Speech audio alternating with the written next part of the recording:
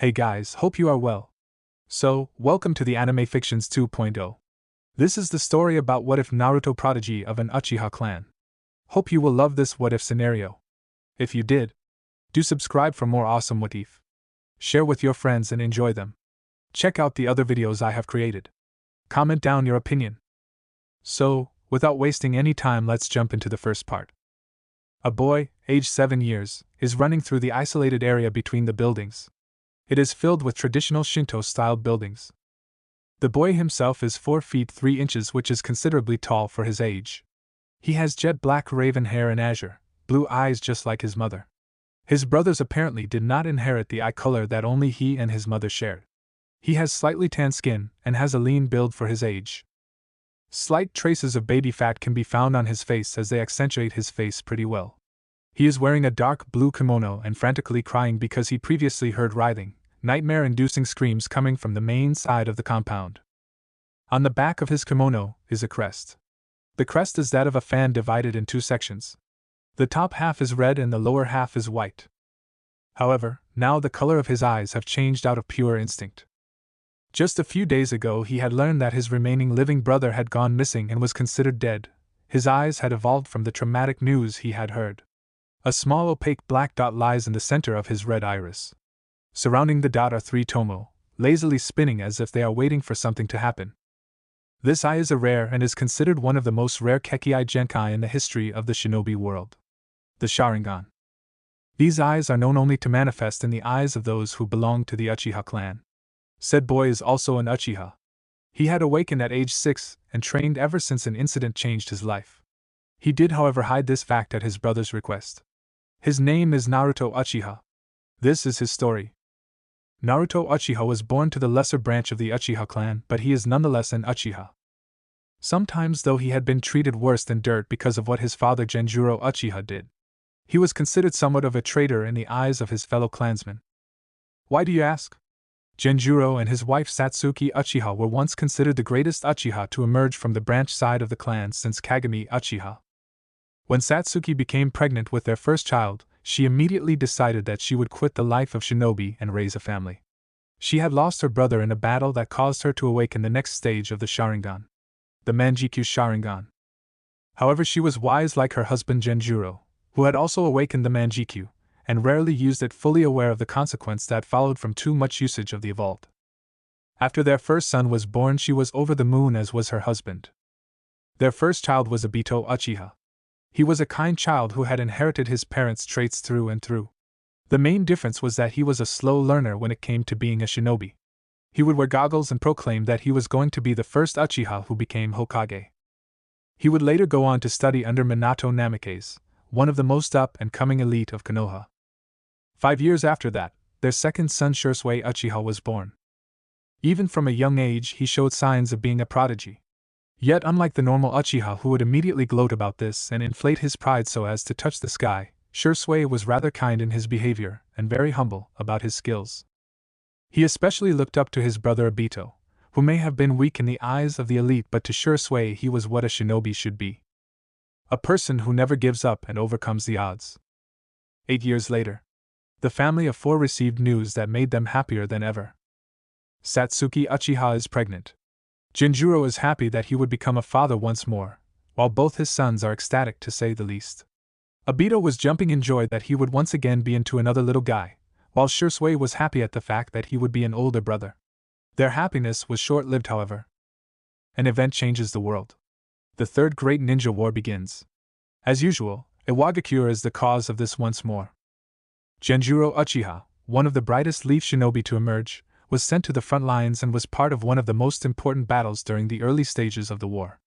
During a raid in the Land of Waves, he had seen battalions of IWA shinobi who had taken over the place and seemed to be oppressing the people. A portion of his team that he was leading had been captured by IWA forces. Seeing that he would have to sacrifice his team, he disregarded all the rules and kicked the mission to the curb. He saved the lives of 15 Chunin and 10. He had also liberated the Land of Waves, but the IWA forces understood the strategy the Hidden Leaf had played, and they changed their entire tactical plan towards the Kanobi Bridge.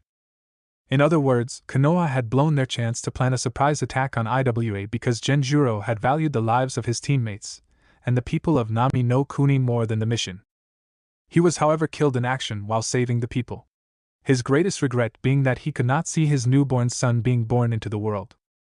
He was not even given a proper burial as Root had decided to burn his body on spot so that no secrets could be spilled.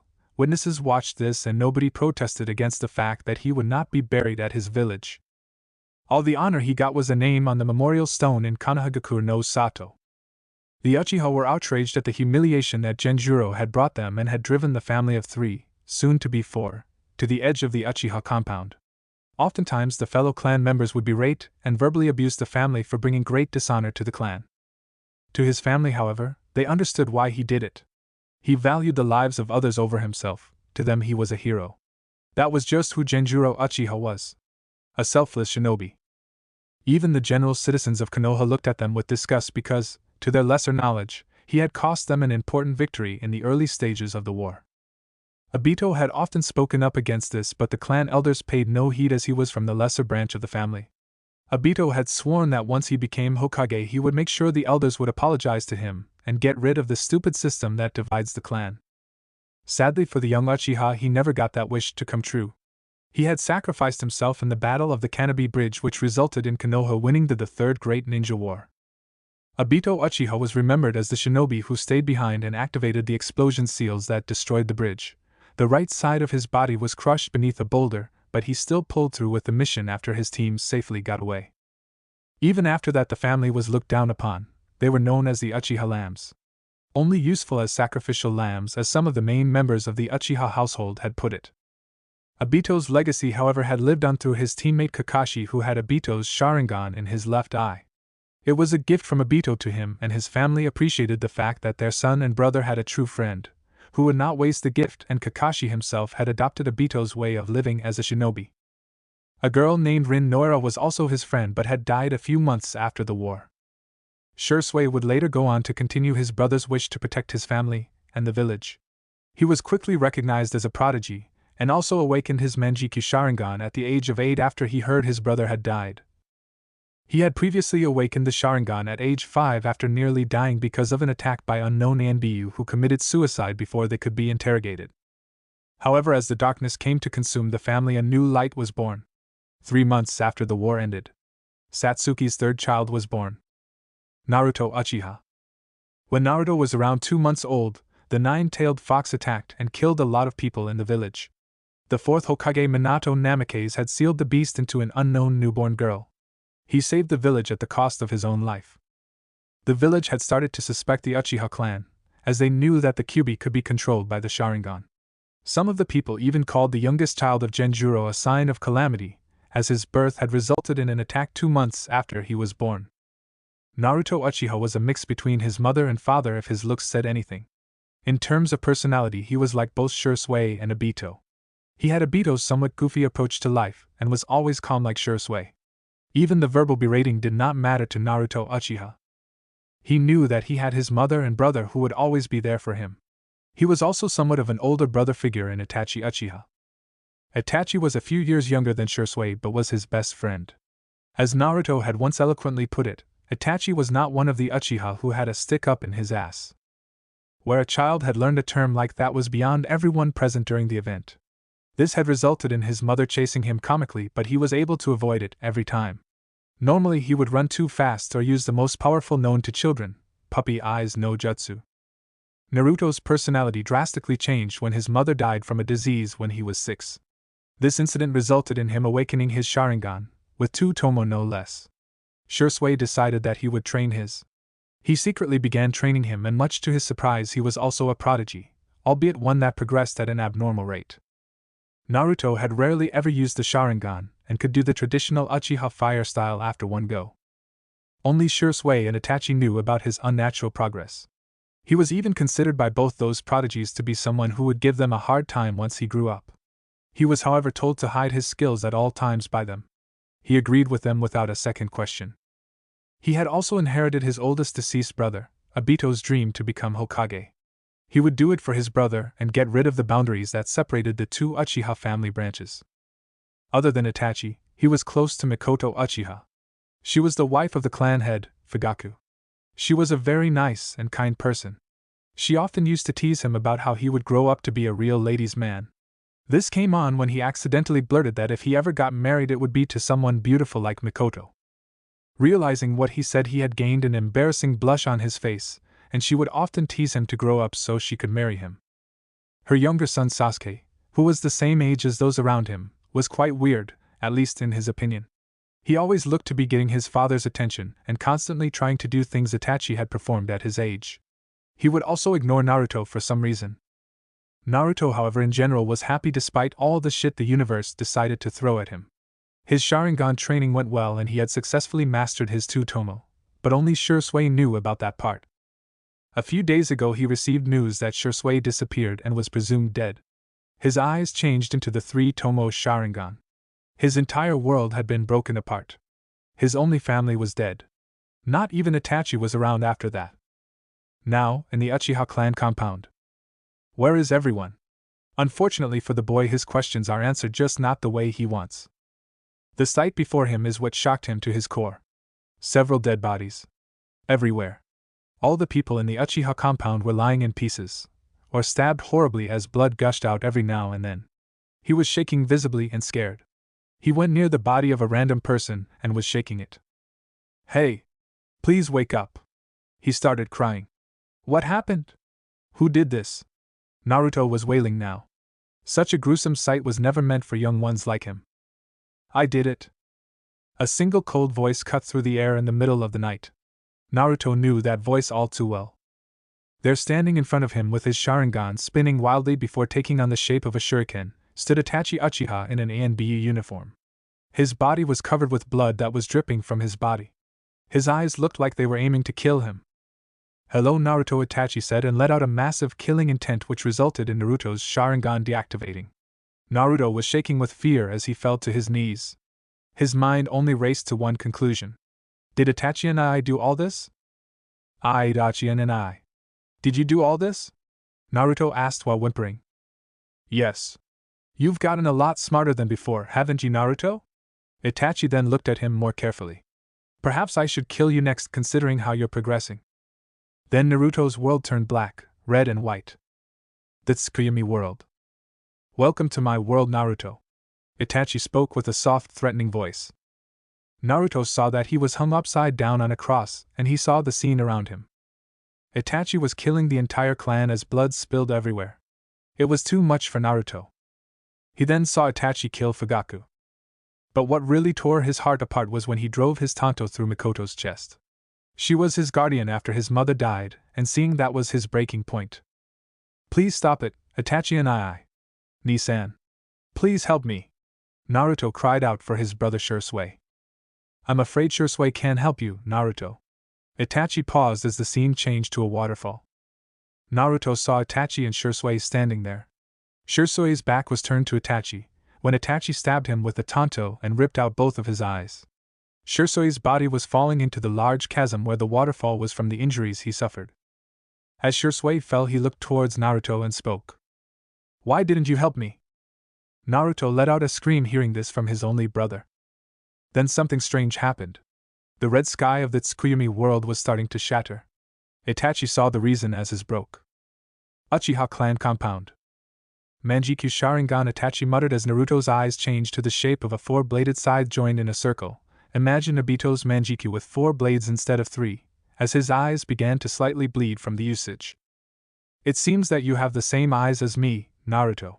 Yet you cannot use it properly yet. Itachi then turned around to leave. When you are strong, come find me. Then we shall see who is the strongest of the Uchiha clan. These weak, pathetic clan members did not prove to be the challenge. Embrace your hatred, only then you will be able to defeat me and avenge Shursui. There is no way you could kill Nai-san, Itachi and Naruto said in a soft voice as the bleeding had stopped and his Sharingan had deactivated altogether. You're too kind to do this, Itachi and I. One day you will answer everything to me. I know it. Naruto said with a sad smile and grew even more sad when Itachi turned towards Naruto. Itachi was shedding silent tears of sadness and said a few words before leaving. Goodbye, Aododo. Itachi disappeared into a flock of crows. The darkness began to take Naruto. But then something else happened. He could feel the presence of something nearby. It felt all too familiar, yet unknown at the same time. He then heard a swirling noise before he fell unconscious. The next day, the village hidden in the leaves heard the tragic news. The Uchiha clan, one of the founding clans of Konoha, had been wiped out by Itachi Uchiha, who wanted to prove his strength and presumably had cracked under the pressure of being an ANBU captain at such a young age. He left behind 2 survivors. His own younger brother Sasuke was now clan head, and another member from the branch clan, whom everyone recognized as the son of Genjuro, who had shamed both the clan and the village. From then on, the age at which the students would enter the academy had changed. Now they would be admitted 9 and would graduate at 14. The academy standard had also considerably dropped to a more basic level, to the point where even civilians could become genins without any problems. A foolish part on the council's part, however. The standards for the shinobi exam had been dropping for some time now. And not just in Konoha but the other major shinobi villages as well. Peace was deteriorating the overall skill shinobi had. Konoha Hospital. Naruto had woken up and was interrogated heavily by the shinobi as to what happened. He explained briefly that he had entered the compound after having ramen for the first time at Ichiraku's. He went inside his home and heard screaming coming from the main compound. He went in to find the dead bodies, and Itachi had put him under a. When asked about the blood they found on his face, Naruto put on his best poker face that sure sway and Itachi had taught him, and explained that he had accidentally stumbled onto a dead body without looking properly and fell face first onto the body. They believed that the 7-year-old was not lying about such a traumatic event and left him to recover.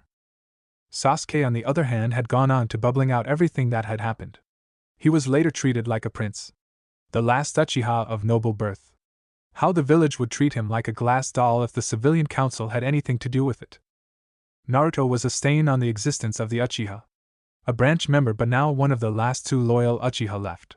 Now they treated him a bit nicer, as he had gone through a significant trauma. Naruto still did not want to get out of the hospital. He wanted to fake his injuries to remove some suspicion from him. He needed to pretend he was a weakling. Shursui had drilled this into him a long time ago. A true shinobi always hides his true skills, and his greatest weapon is deception, the wisest words Tobirama Senju, the second Hokage, ever spoke. He went to the bathroom and channeled chakra to his eyes as they changed into the Sharingan. He channeled even more, and they changed shape as it took the form of a 4-bladed pinwheel. It was mesmerizing to Naruto, but he felt significantly tired and his eyes hurt just a little bit at a time. He came out of the bathroom and lay down on the bed. He looked up at the white ceiling. Itachi and I will find out why you did this, Naruto said, not knowing how his life had been set on a course from last night. Dreamscape flashback. Naruto and his mother Satsuki were walking towards the Naka River. He could see the distasteful looks his own clansmen were throwing his way. Look, it's the traitor family.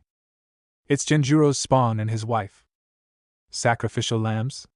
That's all that family is good for. Why are they still allowed to live in the compound after the shame they brought? Naruto-chan? Naruto was broken out of his thoughts and found 2 kind blue eyes looking into his own pools. Is something wrong? Gomen-ka-chan. Naruto spoke with a sad look on his face. I know you and Nisan told me to ignore what everyone says about us, but sometimes the things they say, it hurts so much. Naruto finished as a small sad look formed on his face. True, his brother always said that shinobi restrain their emotions, but this was hard sometimes.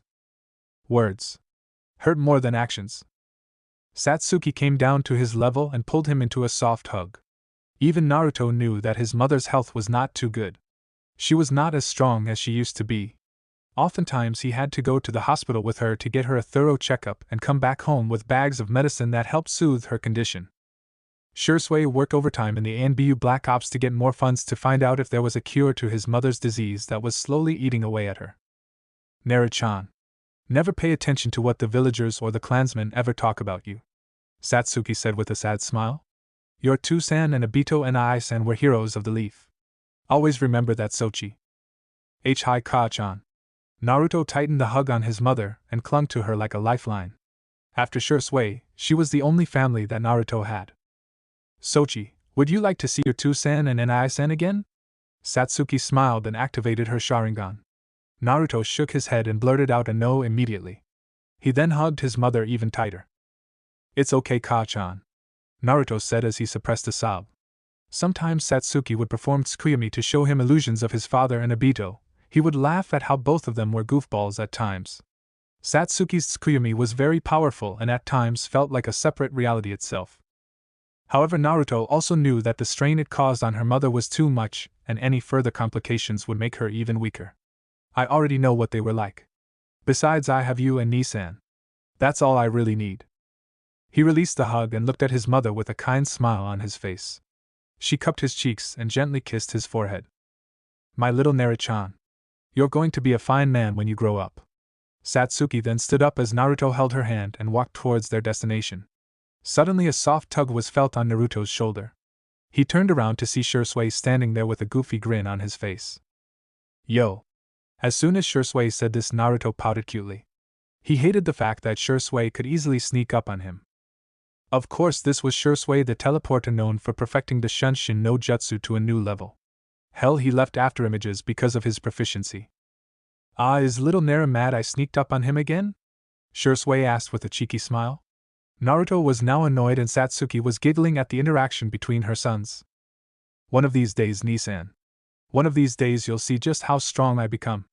Then you won't be able to sneak up on me anymore, Naruto said with his chest heaving with pride.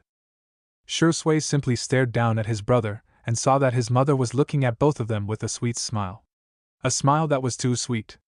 All of her sons, including her husband, were afraid when she smiled like that. Shusui's sweat dropped and knew that if he teased his any further there'd be hell to pay. After all, Satsuki Uchiha loved Naruto more than any of her children. Instead, he just ruffled his younger brother's hair and smiled at his proclamation. You know what? I have no doubt you will. Shursui said this and hugged his little brother, who simply gave into it. He picked up Naruto on his shoulders and asked where they were going. After hearing they were going to the Naka River, Shursui decided to accompany them. He just returned from a mission and wanted to spend his free time with them and his friend Itachi as much as possible. He had yet to get a girlfriend, of course, even Itachi had one. This often caused dark clouds to gather over Shursui's head as he would sulk in the corner. Naruto especially found this habit hilarious. Shursui, of course, did not miss the glares being pointed at them. He too was not bothered by what the people thought. His father had taught his sons a lesson. A lesson that Shursui later passed on to his friend Itachi, and later to his younger brother Naruto.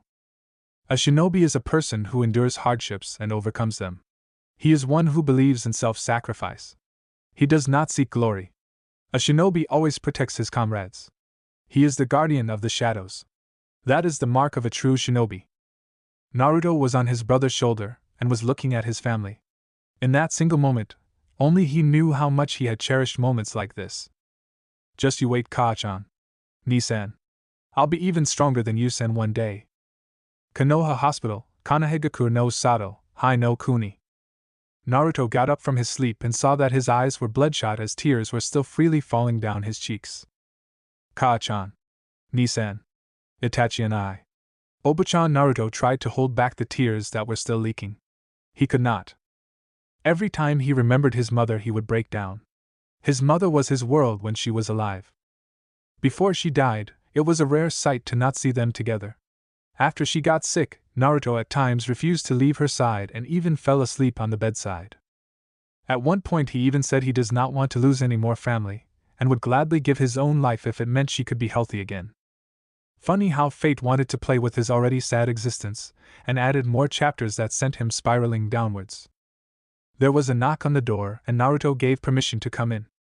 It was the Sandaime Hokage Hiruzen Sarutobi, the professor. He was known to have mastered from all 5 elements, and was the teacher of the Densetsu no Sannin, the 3 legendary shinobi of the leaf. He had survived all 3 great ninja wars and was a living testament to what shinobi should be. In the back of the mind of the third, guilt was being amassed in a large quantity, as he knew he was responsible for the boy ending up in the hospital. Still, more than 45 decades of being a shinobi had enabled him to mask his emotions perfectly, and he was doing it right now as a small fake smile spread across his face. How are you feeling now, Naruto-kun? Sarutobi asked as he eyed the boy curiously. I am doing fine right now, Hokage-sama. Naruto curtly replied and then looked down at his bed sheets. He remembered what Itachi did. All the bodies that were lying around in the main compound. He must have killed off the entire clan. But still, Naruto asked with a silver of hope, were there any other survivors of Hokage-sama? Hiruzen let out a sigh and had a solemn look on his face. I'm not afraid of Naruto-kun. It seems that Itachi had killed off everyone in the Uchiha clan except you and Sasuke. I am sorry, he added with a sad voice. Hokage-sama, Naruto looked at him curiously. Just before I lost consciousness, I heard a swirling sound. Was there anyone else there? Hiruzen raised an eyebrow at this development. No, there wasn't anybody else there. Did you see anyone? No, Naruto added with a tone of finality. Has there been a funeral yet? No, it will happen in a few hours. Do you think you can make it there without any problems? Hiruzen asked. The boy had been hit with a by Itachi. By all rights and privileges he should be in a coma or dead. The resilience in this young man was astounding in Sarutobi's eyes. Hi Hokage-sama. I will have to go back to the Uchiha compound first. I need to go change my clothes and… Naruto added as a grim feeling took him over. He realized something shattering about the compound. No one's there anymore. Do you want me to come with you to Naruto-kun? Hiruzen asked as he knew what sort of mental trauma the boy was going through. It's alright Hokage-sama. If I need your help I will ask for it. Naruto added with a tone of finality, as he bowed his head. Hiruzen nodded and left the room as Naruto was alone with his thoughts once more. He was still sitting on the bed and finally decided to get up and stretch a bit. I should get going. Naruto put on his regular clothes which had been washed and headed out of the hospital. Konoha streets. Naruto was along the road and was getting rather frustrated. The people were constantly giving him strange looks. Usually it would be light glares. They considered him to be a living testament to his father's failure in the war. But now it was a different look. One that made Naruto look at them with disgust as one word came to his mind about the general civilian populace of Konoha. Pathetic. Naruto was annoyed because the same people that gave him ominous glares were now looking at him with a different view. It was a look that Naruto knew very well. Pity. He did not want pity. After his mother died, some people tried to show him pity, and he would let his emotions get the better of him. It wasn't until Mikoto Oba-chan came along and helped him with this situation that he was able to temper his emotions more. As he remembered her, he felt a pang of pain in his chest again. She was his mother figure and came every day to visit him. Sometimes when she couldn't, she would immediately be present the next day with some treats for him. She also tried to get her younger son Sasuke to be friends with him. Naruto tried. The keyword being tried. Unlike his brother Itachi, Sasuke was what Naruto called one of the generic Uchiha. Mikoto-chan had tried to break him out of the stick-up-my-ass personality, but it seemed that Itachi had inherited her friendly personality. Sasuke was more like his father, Fugaku, in this case. Naruto had met Fugaku a few times, and from what he perceived, that man believed in might over compassion. It wasn't a bad idea, but he learned from Shursui that Fugaku had believed that the Uchiha clan should push further in their shinobi arts, and he applied this to his eldest son Itachi. Itachi was a very kind person, as Naruto remembered. In all aspects he was more like his mother. He was also a dangerous shinobi. He graduated from the academy after a single year at age 7. He became Chunin at 10 years old. He entered and won the tournament by himself, no less. At 11 he joined the NBU Black Ops and became a captain in the Black Ops division by the age of 13. Fugaku Uchiha had truly succeeded with his firstborn and was constantly peer pressuring Sasuke to be more like his brother. Naruto suspected this was the reason why Sasuke was so gloomy and doom all the time, and that was the reason he wanted to surpass Itachi to gain his father's praise. In contrast to his childhood, Naruto had grown up with nothing but acceptance from his mother and brother. His brother was also a prodigy and was said to be on par with Itachi, or even better. Secretly, Sasuke had seen him spending time with his own family in bliss, and even Itachi hung out with him sometimes. Sasuke was a bit jealous at the fact that his own mother and brother had spent time with Naruto, while he had to work hard to earn the respect of his father, which he recently started to gain. Naruto, of course, did not know that Sasuke felt that way, as this was never shared with him. Naruto shrugged off all the thoughts and felt a familiar noise coming from the depth of his stomach and felt rather embarrassed. He checked his pockets to find that he had some money. As walked down the main town, he still felt the looks of sympathy being given to him as he ignorantly strolled towards the place he had his last meal at. He had more than enough money to satisfy himself with one bowl of miso ramen that he enjoyed last night. Turning around the corner, he had found his destination for now. Ichiraku's ramen. There was a familiar fragrance of spices in the air. The atmosphere itself felt very calm inside the said food store. Naruto lazily walked up to the seat and took one for himself. The mid-aged man came in with a kind smile and stood in front of Naruto. Ho! You were the boy who came yesterday. Did you decide to come back for more of my delicious ramen? The man added with a soft smile. The look in his eyes betrayed him though. Naruto recognized the look, but it was different from the looks the villagers gave him today. It was the same look of sadness and understanding that Shursui, Itachi and Mikoto had given him after his mother died. The man was probably trying to lift his mood in a light manner without making him wallow in self-pity. Naruto appreciated this and gave the most genuine fake smile he could muster. Hi. I'll have miso ramen without the please, Naruto said with a stable voice. Sure thing, son. I am. The man lightly yelled towards the kitchen and gave the order. Naruto had seen I am yesterday, and to him, she was a pretty cute teenager around the age of Shursui. She had light brown hair and a small beauty mark on the left part of her face. Unknowingly, Naruto was wondering whether she would have been a good match for Shursui. He had picked up a slight bad habit of matchmaking from both his mother and Mikoto. He cursed himself internally for picking up such an infectious habit. Okay, Tusan. I am said as her head peeped out of the edge of the door, and her sight fell on Naruto. She also gave a slight smile and said, Oh, it's you again. Wait, you never told us your name. What is it? Oh, sorry. My name is Naruto Uchiha. Naruto introduced himself and bowed his head a little while with a kind yet fake smile that was plastered on his face.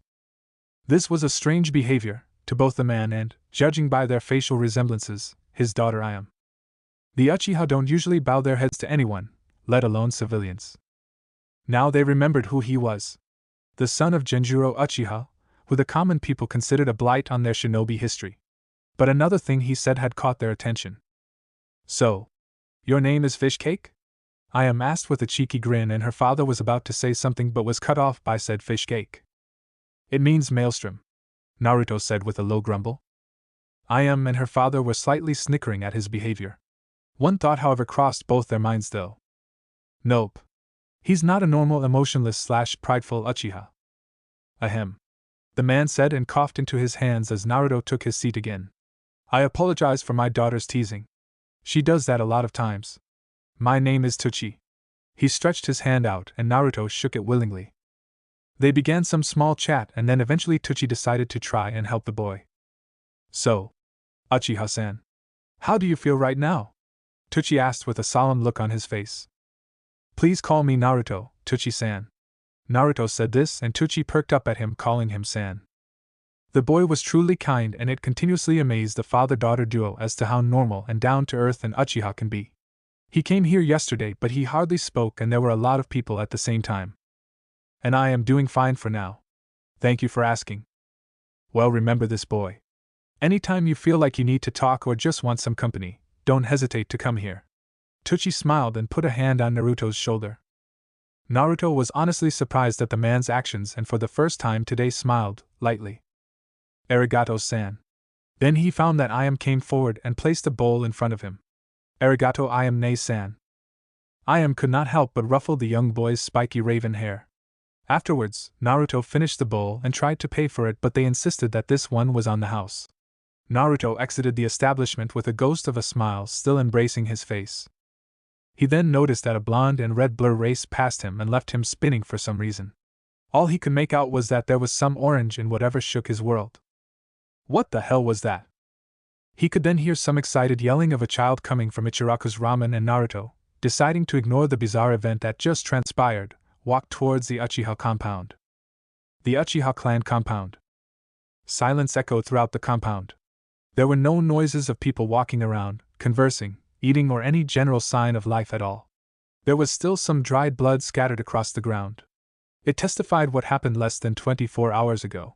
Naruto strolled through the general empty populace and closed his eyes. This was an exercise he had often performed. Shursui told him it would come very handy one day. He did not open his eyes. The images of stabbed bodies and blood splatters were etched into his mind.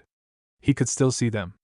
Eidetic memories stamped into his mind as each and every detail of the gore he witnessed where he used to stroll came to haunt him. He unconsciously headed towards his house. It was empty. He took off his sandals and went for a shower. After he came out, he put on a black full-sleeved shirt and blue pants. His hair was unkempt, and one of the bangs overshadowed his eyes. He roamed around the house a few times more before activating the silence and privacy seals. His brother had shown him the hand seals as to how to activate them, and he memorized them with the Sharingan. The reason he had done this was simple. In his room, near the leg of his bed, he found that the edge of the wooden floor splintered. It was done with a kunai, as Naruto himself had often practiced with them enough to know what sort of mark a kunai leaves. This was strange because this was a secret compartment he and Shursui had made. He placed his arm accordingly on the piece of wood, and the entry piece was taken out. He found a storage scroll inside. It had the 3 tomo of the Sharingan at one end of the scroll. Naruto had developed a certain fascination towards Fuinjutsu, and had begun the simple level 1 sealing from all the books his parents had. His mother and brother were shocked when they saw him trying to learn seals. It was a rare sight. An uchiha interested in seals rather than offensive. He knew how a storage scroll worked and opened the scroll and pushed his chakra into the scroll. Nothing happened and Naruto understood the situation clearer. It was a blood recognition storage scroll. It was a bit of a high-quality seal, easily level 5. Naruto bit his thumb as blood started trickling out, and he pushed the thumb down on the scroll along with a slight push of his chakra. The scroll opened and found that there were 5 more scrolls sealed into the scroll itself. The scroll, however, was empty and had no writing on it. Letting instincts take over, he activated his fully evolved 3-tomo Sharingan and saw that there was on the scroll. He released it with his Sharingan and read the contents in the scroll. Dear Aototo, if you're reading this, then it means I am most likely dead. I have written this scroll exactly 1 week after Ka-chan has died. I am sorry, but sometimes we need to grow up faster than we should. I am probably committing treason while writing this, but you need to know. For the last 3 years the animosity between the village and the Uchiha clan has increased. It started around the time the 9 Tails had attacked the village. The village in general suspects that we were behind the attack. I assure you we were not. I have joined the ANBU Black Ops and I have been assigned to be a double agent for the Hokage along with Itachi. It is my duty towards the village that binds me to spy on my own clan. If things keep going at the rate that they are, I fear a full-scale rebellion will occur, and this will lead to a new ninja war. I will continue to do my mission to my village and not be tied down by the ties of the clan. When I was a child, I grew up in a time of war. I never want you to suffer the same fate our family has. I will assure it by any means necessary. Do not worry. If I have passed on, I want you to move on. You have already awakened your Sharingan, and I know you will surpass everyone from our family. No, our entire clan. You also have the same beliefs as Toussaint and Ka-chan. You will not fall to the hatred that has consumed one too many Uchiha. My only regret is that I will not be able to see my become the most powerful Uchiha to grace the elemental nations. I want you to carry on my dream. I know that one day you will be the one who will liberate the Uchiha's curse of hatred. I have taken Ka-chan's eyes and sealed it into a stable glass chamber filled with chakra containment liquid. The vial itself is in one of the compartments of this seal. If you should awaken the Manjikyu Sharingan, do not overuse it. Eventually you will go blind. The only way to gain the powers of this is to implant new Manjikyu within your eyes from a close relative. I have not taken these because I truly don't feel I am worthy of it. Remember, if you do awaken the Manjikyu, you must implant them into your own eyes eventually. Do not think of it as a bad thing.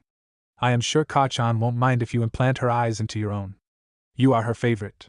Make sure the operation is done by someone who is highly skilled in Iryo Ninjutsu. All the nerves have to be aligned properly, otherwise it will be a complete waste. Also, go to the Naka River and head a few miles east from the usual spot where we used to hang out. You will find a ruin of sorts surrounded by Shinto threads and strings. Stand by the edge of the ruins and perform these hand seals. Remember, it can't be done without the Sharingan, and the person who enters it must be an Uchiha. Tatsu Natorimi Inu Tatsu Uma Ushiuma Yusara Hitsuji Torimi. These are the hand seals for the secret entrance to the Uchiha Stone Tablet Chamber. I want you to go there and read it. It will explain a lot about the Uchiha clan ancestry and the Sharingan's abilities itself. Remember, do not fall to the arrogance and hatred that has tainted our clan for so long. I know you are better than that, just like Itachi. Also, if you find this delivered to you by not me, you can figure it was Itachi. He also looks at you like his little brother. I want you to know this. I love you. We all do. Stay safe and grow up to be the fine shinobi we all know you will be. Your brother Shursui. Naruto was crying freely again. He understood a lot of it now. Shursui's fears were realized and came to fruition. The Uchiha clan must have planned a coup. That is why someone like Itachi Uchiha had killed off the entire clan so that the innocents in the village don't have to suffer. In reality, Naruto did feel a bit of resentment towards the village.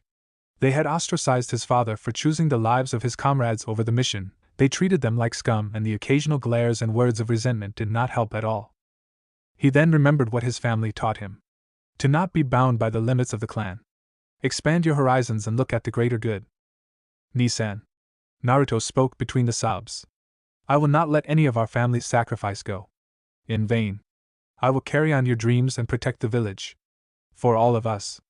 I will protect the village from the shadows if need be. But I will also change the way the village looks at the Uchiha. I will change the Uchiha clan. Naruto opened his eyes as the three tomos spun wildly. If one were to look closer, you could almost see the silhouette of a chakra taking the shape of a man that was clinging to Naruto's shadow. The Naka River. Naruto was skipping stones near the edge of the Naka River. This was their favorite spot on the river.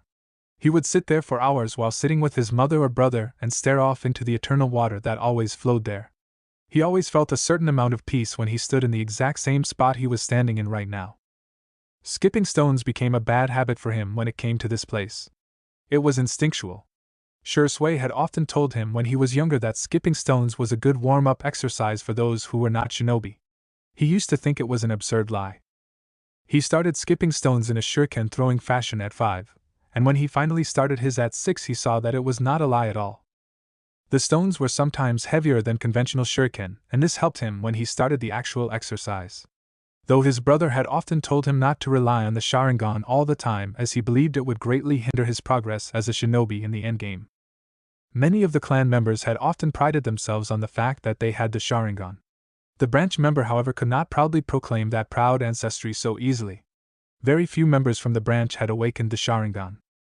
Naruto's eldest brother himself had awakened the Sharingan a few moments before his death, as Kakashi had stated before, whose left eye was one the Sharingan Obito had awakened. Shursui awakened it after he was attacked by some ANBU Black Ops, something that has bothered Naruto to this day. Naruto does not remember the story as to how his parents awakened but guessed that it must have been a similar situation. After a few more stones had been skipped he started towards the eastern direction of the Naka River from where he stood. This was going to be a very defining moment for Naruto. He found the Shinto boundary, and saw the cavern that was digging itself below into the ground. He stood in front of the cavern and activated his Sharingan, and looked around carefully for anyone. Right now, he did not fully trust anyone, even more so because this was a clan secret. Anyone outside the clan who had gained the knowledge by inept means would face only one punishment: death. Seeing that there were no chakra signatures, he took a moment to contemplate the situation. With the Sharingan, the series of lettered kanji could be seen clearly on a large slab at the surface of the cavern. He then was mentally remembering all the hand seals that Shursui had written down on the scroll and released a large sigh before performing them. Tatsu Natorimi Inu Tatsu Uma Ushiuma Yusara Hitsuji Torimi. Then the slab raised itself as a light blue-colored chakra displayed itself around the corners of the slab. He saw that the slab rose further and was waiting in mid-air. Naruto got down in the dugout earth and saw that there was a stairway leading downstairs. It was dark. Too dark. Naruto let out a small sigh and channeled chakra to his palms after performing the Mi and Tora hand seals. The flame lit in his palm and he noticed that the slab that was suspended in midair had come down and closed the entrance. Well, at least the slab knows what it's doing, Naruto muttered as he looked at the walls with pure distaste. All of the walls seemed like they had been maintained properly, but the color was somewhat depressing. To him at least. Plain gray. Just like the Uchiha mindset. How boring. At least make it an interesting color. Naruto then remembered the red and blonde blur that left him dazed earlier today, and the other color he noticed. Like orange. On second thoughts, no. Who in their right mind would wear orange? It must have been my imagination. Somewhere in the Leaf Village. A girl 7 years of age stood at 3 feet 8 inches tall and was grinning with her eyes closed. She looked like a mad scientist with that grin on her face. She had light skin and had 3 faint whisker marks on each of her cheeks. Her face had baby fat, which was an added factor to her bubbly cuteness. Now she opened her eyes and a deep violet shade could be seen clearly. Her sun-kissed blonde hair had streaks of red and it was smooth and flowing. It was done in twin pigtails. She wore an orange hoodie which had some blue in it, and wore orange pants as well. As if it couldn't get any worse, it was neon orange. It stood out way too much. All of a sudden she sneezed. Someone must have caught my prank. Uchiha Stone Tablet Chamber. Naruto made it all the way down the stairs and found the said object that was mentioned in said scroll. The Uchiha Stone Tablet. It was granite in color, and seemed almost as ancient as the village itself. Of course it was. It was here before even the village started. Naruto went over and started to read the stone tablet. It was unreadable. He activated his Sharingan once more and saw that he could now understand what was written on the tablet. The first contents of the stone tablets contained general notes of the Sharingan. Its function and abilities are to copy any down to the last detail and make a perfect copy. It had, however, failed to mention the fact that there was no guarantee the copied would be as powerful as the original it was derived from. Sure Sui had explained this to him a year ago. It also contained information on the maturity of the Sharingan, stating that the minute each Sharingan I obtains 3 tomo the Sharingan has been perfected. The next content was the details on the life of Madara Uchiha. It seemed strange to him. Why would the stone tablet have writings on Madara Uchiha? He then saw that some of the notes themselves were left by Madara himself. It contained notes on how Madara played a huge part during the era of the Warring States and was considered to be one of the most powerful Uchiha in existence. He had often fought against the Senju clan of the forest, and particularly against their leader at that time, Hashirama Senju. Even then he was considered the god of shinobi. After years of never-ending conflict between the two clans, the Uchiha and the Senju contracted a peace agreement between the two and formed the first ninja village. It came to be known as the village hidden in the leaves. Every other elemental nation then adopted this system, and hence, the shinobi villager per nation system came to be. Some time after Tobirama was made Hokage, Madara had defected from the village and went on his way becoming a rogue ninja. He swore that he would get rid of the paradox created by the village system and bring true peace. That was his opinion that was scribbled into the tablet. He returned with a vengeance. Armed with the 9 tails, he fought against Hashirama Senju and changed the entire landscape that forms the border of the Hai no Kuni. The devastating effects of their ungodly battle is still present today. It is now known as the Valley of the End. 2 titanic statues of Hashirama and Madara were erected there as a testament to their historic battle. To the Hidden Leaf Village, Madara Uchiha was a traitor. He was the definition of everything Konoha ever went against. All the people generally regarded Madara to be nothing but a malevolent force in the shinobi world who only knew how to create mass-wide destruction and chaos. The Uchiha clan themselves held a high disregard for Madara. He was the reason why, according to them anyway, the village would always suspect them. He was the ghost of the Uchiha clan. Ironic how they ended doing the exact same thing he did only some decades apart. To Naruto, however, Madara Uchiha was a target. A level that no other shinobi could ever reach. When he once said that he wants to reach Madara Uchiha's level, his mother gasped and bonked him on the head. Naruto never understood why people looked towards Madara in such an antagonistic way. Sure, he went against the village. He brought the Kyuubi and fought Hashirama Senju. He threatened to destroy Konoha itself. In general, he is the one shinobi a person should never dream to be. Why not? There was no denying the power that Madara held. He was the only one who could match the first Hokage, who is generally regarded to this day to be the strongest shinobi in history. Naruto wanted to be that strong. He wanted to reach the level Madara was at, but he would never turn his back on the village. Not after how his family had given their lives to protect their home. Doing that would be tantamount to spitting on their graves. Moving on, he read the second description of the tablet. He found the description of 2 that were clearly written as forbidden. They were absolutely forbidden to use. Regardless, Naruto read on. The first one was Izanagi. It was a powerful that was cast on the user instead of the victim. When the Izanagi is activated, the boundaries between reality and illusion are discarded for the user. For a brief amount of time, the caster of the Izanagi is able to control their state of existence. I.e. warp reality for themselves. The main usage and purpose is for the user to cast off injuries or mortal wounds as mere illusions and then fade away, only to return to reality unscathed. The price for this was also too high. Once the caster would use the Izanagi, they would permanently lose the light from one of their eyes. They would become blind from which eye the was cast. It was also stated that many Uchiha members had abused this and got lost in the power of the Izanagi, which led to inner conflict within the clan. Members would fight each other over the supremacy of their visual prowess, and the usage of the Izanagi became a common phenomenon, leading to the death of many members. Seeing this, the Uchiha clan had come up with another to counter this specifically. It was the perfect counter to Izanagi. This visual was known as Izanami. Izanami was different from Izanagi in many aspects. Whereas Izanagi had warped reality itself, the prowess of the Izanami depended on physical sensations between the user and the target. To activate the technique, an arbitrary moment would be chosen at first. The caster then uses their Sharingan to remember the physical sensation felt by the bodies of both the caster and the target during that instant, call this moment A. Then after some time, the user must then intentionally replicate the sensation in the same way of that captured moment once more. They have to memorize this moment as well, moment B. The flow of time between the two events must also be carefully considered and recorded. Several other moments can also be recorded, but it is mandatory that the initial moment and final moment must be the same for the to work. The Izanami is then activated and the opponent's consciousness is then trapped in an infinite loop of events between the two moments. Between moment A and B. The more moments recorded between the two moments would result in a more effective application of the Izanami. Once captured, the body of the target stands motionlessly while the infinite loop of events keep repeating themselves. Even if the target becomes aware of the sensations and tries to cast it off as an illusion, it would be impossible to escape, unless one had truly accepted their fate. The real reason this was developed was so that the abusers of the Izanagi could realize what they have done and finally realize their mistakes, so that they can reprimand themselves. In this case, the users of the Izanagi. The illusionary caster and is also somewhat sentient. The actions in the loop of events such as verbal actions would also be repeated on a never-ending loop. The illusion of the caster would also keep telling the victim to take a closer look at the chain of events brought forth by them and acknowledge their mistakes.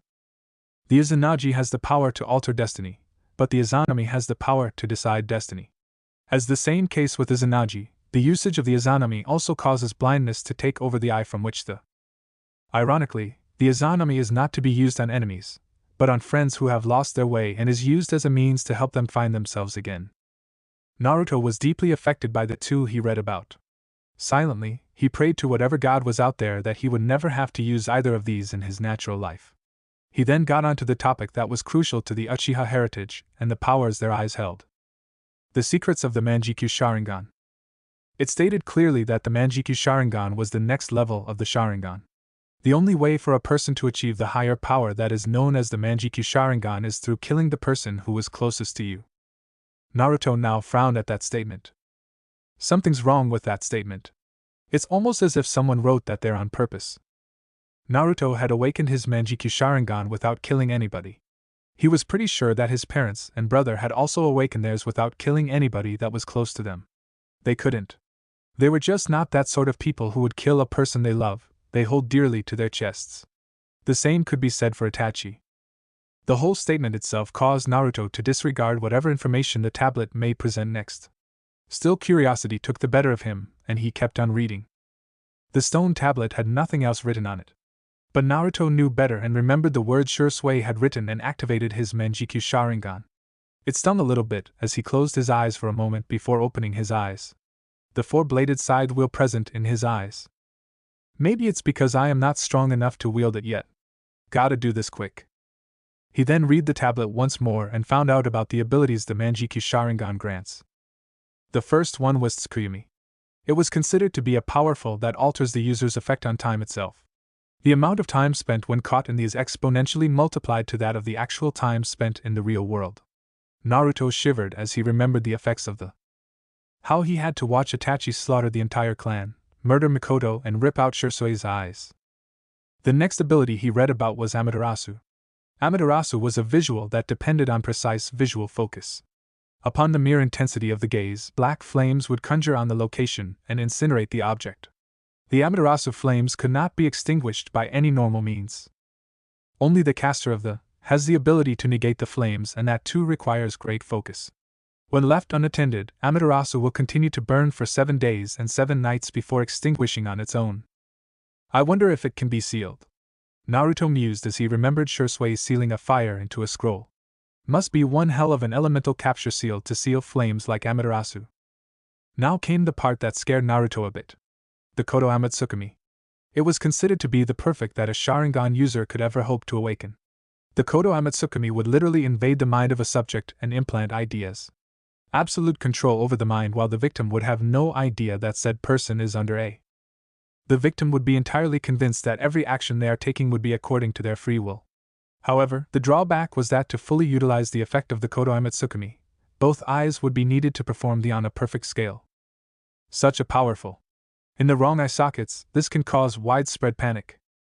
Naruto then went on to read about the infamous space-time jutsu of the Manjikyu Sharingan. The Kamui. The Kamui had 3 abilities. One was that the user could create a void or a black hole on a small scale to absorb/transport a certain object to a personal dimension of said visual.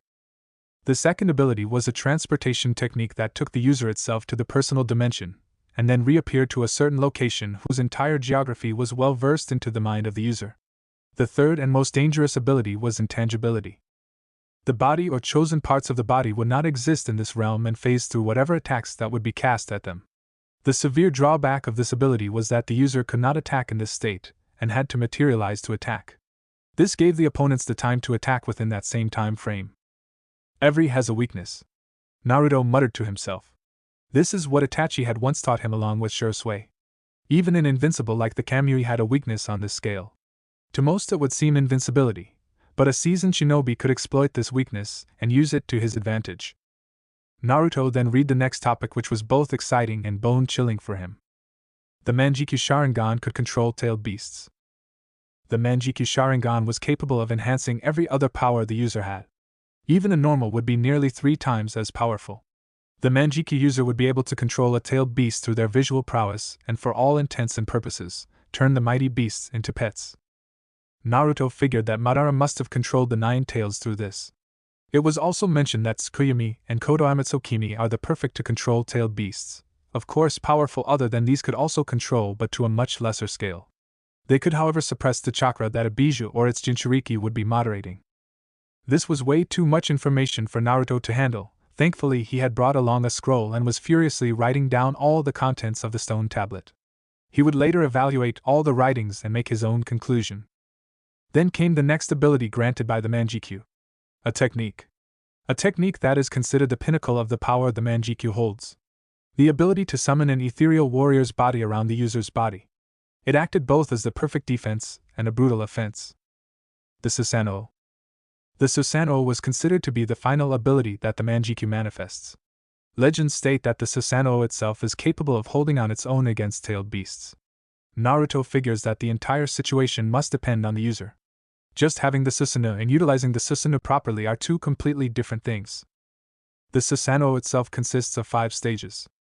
The first stage would form a rib cage made of pure ethereal chakra. Each user had a different colored Susanoo. This stage acts mostly as a defense. The second stage forms a skeletal head and hands which can be used to attack the enemies, but has a limited range unless the user moves along with the Susanoo activated. The third stage has ethereal flesh covering the Susanoo and allows more mobility. In some cases, the Susanoo has 2 additional arms protruding out. Usually this happens in the next level. The fourth stage has a shroud of armor covering the Susanoo, increasing its already sturdy defense. This one also allows the Susanoo access to weapons in accordance to the user's abilities. The fifth and final stage of the Susanoo is called the full-body Susanoo. It is stated clearly in the stone tablet that those who see the perfect Susanoo facing down on them don't live to tell the tale. In this form it is said to be at the same heights as the tailed beasts and has a complete body. It consists of 4 arms, covered by reinforced armor and a prominent Tengu nose. It also has a certain long-range weapon known as the Magatama, which is hurled at the opponents. It can easily cause widespread destruction without much effort. However, the prices for all the magnificent abilities that the Manjikyu have are the same. Vast amounts of chakra usage and exhaustion. There is also a very important factor about the usage of the Manjikyu Sharingan. Those who overuse their eyes will eventually go blind. The only way to retain the light of these eyes is to replace your original eyes with the Sharingan of another who has awakened the Manjikyu themselves. This will cause the 2 Manjikyu to overlap and negate the blindness caused by the usage. These eyes are known as the Eternal Manjikyu Sharingan. Naruto then closed his eyes for a bit and deactivated his Sharingan. He sat down and unsealed the water bottle that he brought with him. He knew there were still some things to read, so he activates his Manjikyu once more and started to read. The next passages of the stone tablet shocked him. The stone tablet was apparently created by Hagoromo Otsutsuki, better known as the Sage of 6 Paths. The stone tablet was his creation, and the passages inscribed were written by him. Apparently he had fought his mother, who was considered to be a cruel godlike being. She was considered to be the first user of chakra. She had eaten the fruit of a forbidden tree and obtained the ability to mold and use chakra. Later on, her son, Hagoromo, had also inherited her powers and had a legendary known as the Rinnegan. This was considered to be the most rare and powerful of the three. His mother Kagaya Otsutsuki had used the tree's power to reflect a never-ending off the surface of the moon and trap the people in the infinite Tsukimi. Hagoromo later defeated his mother and freed the people with his Rinnegan. The Rinnegan apparently granted its users powers that were unlike any other and gave them the ability to use yin and yang chakra.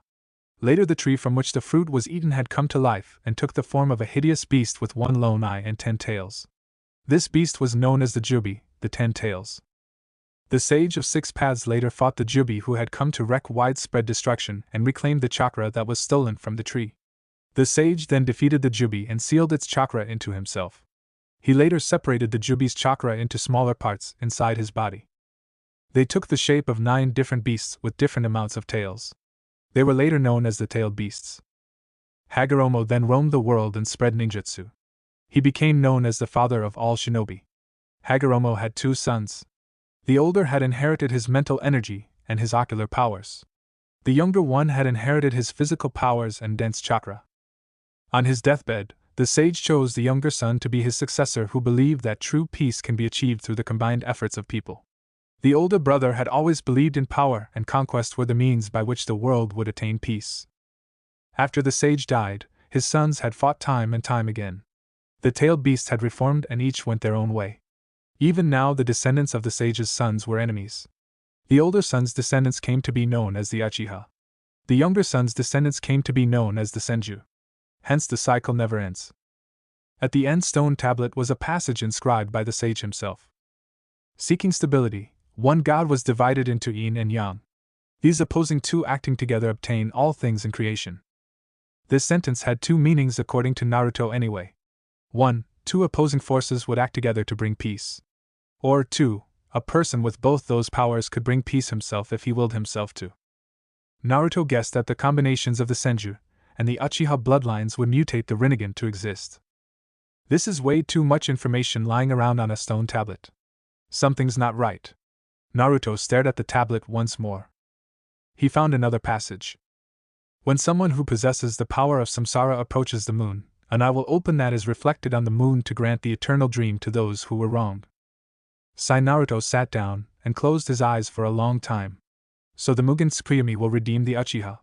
Such nonsense. To take away the will of the people and trap them under an illusion forever. How despicable. Rikudo Senin. I don't know why you wrote that second verse. But I am going to go with the first conclusion of working together with an opposite force.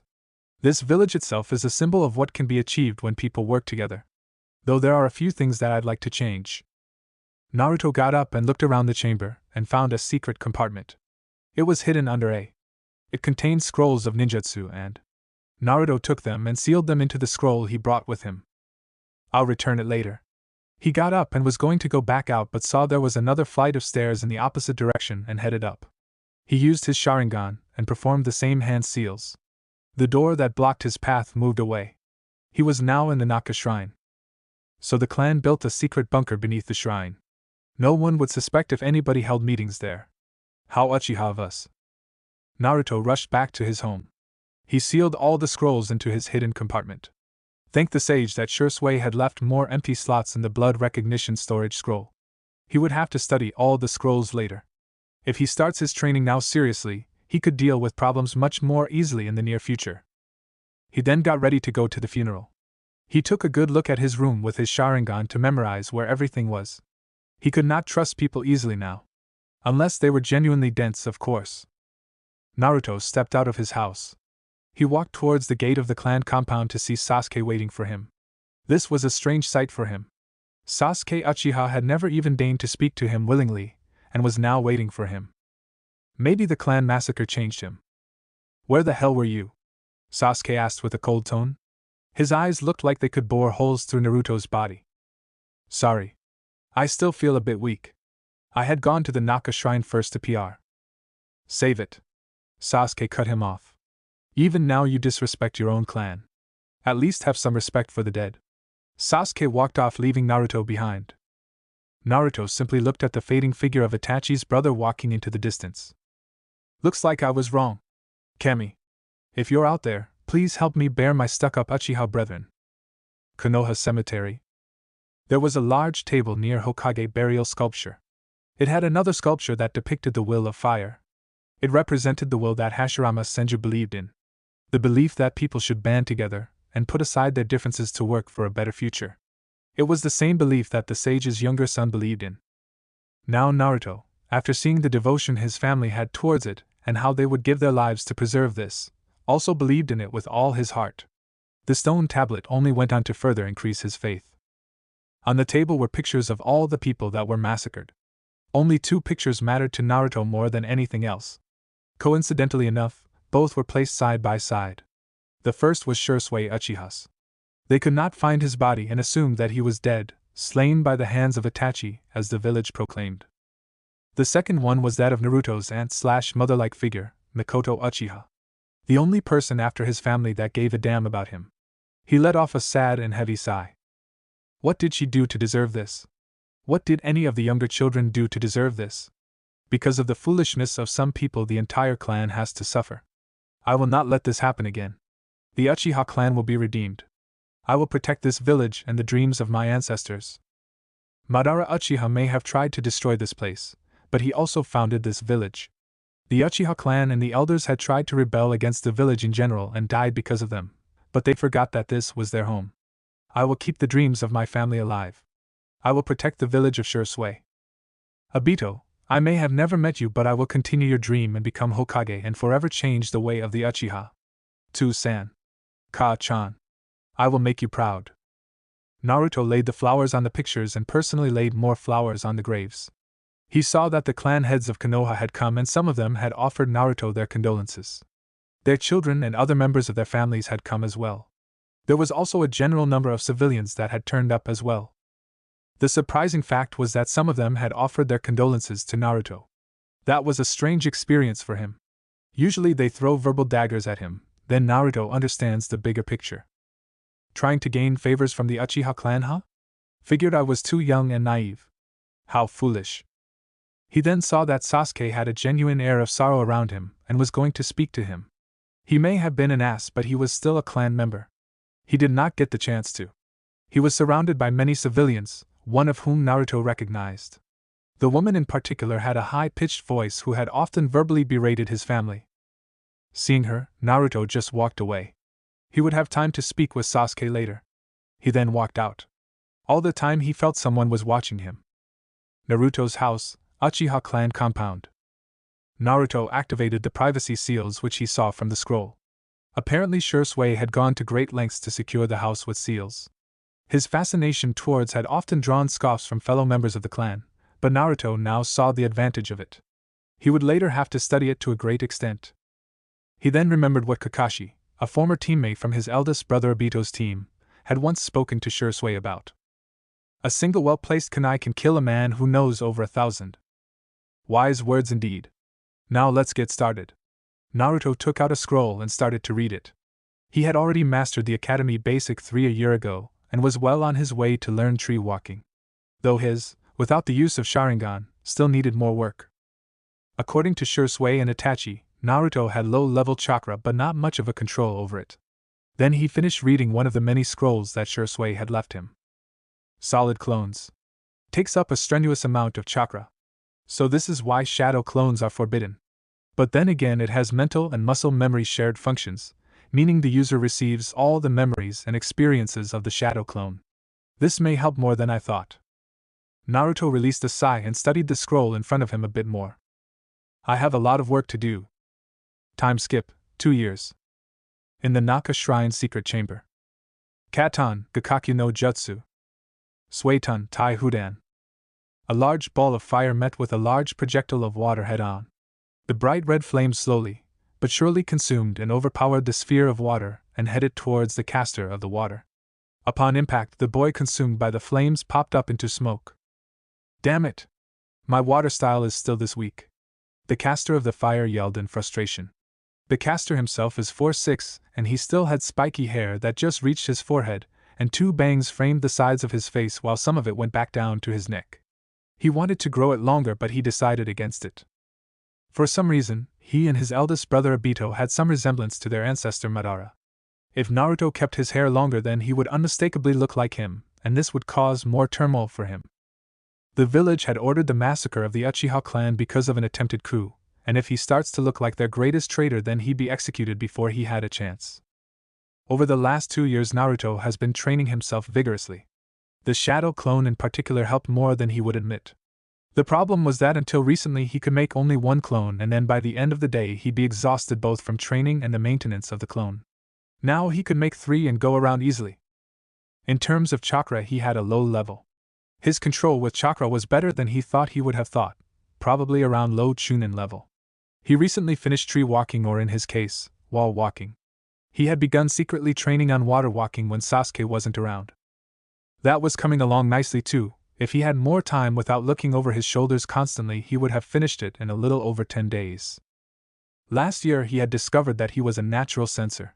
Strangely enough, he sometimes felt people around the Uchiha clan compound, and he figured it must have been Anbu or Danzo's men. Shursui had particularly left behind warnings about the man named Danzo Shimura and told Naruto to avoid him at all costs. Apparently he was the head of the foundation, or root as some called it. They were a set of ruthless black ops who obeyed Danzo more than the Hokage. Naruto had become a little paranoid by the end of the 8th year of his life. He had dedicated his free time entirely to training.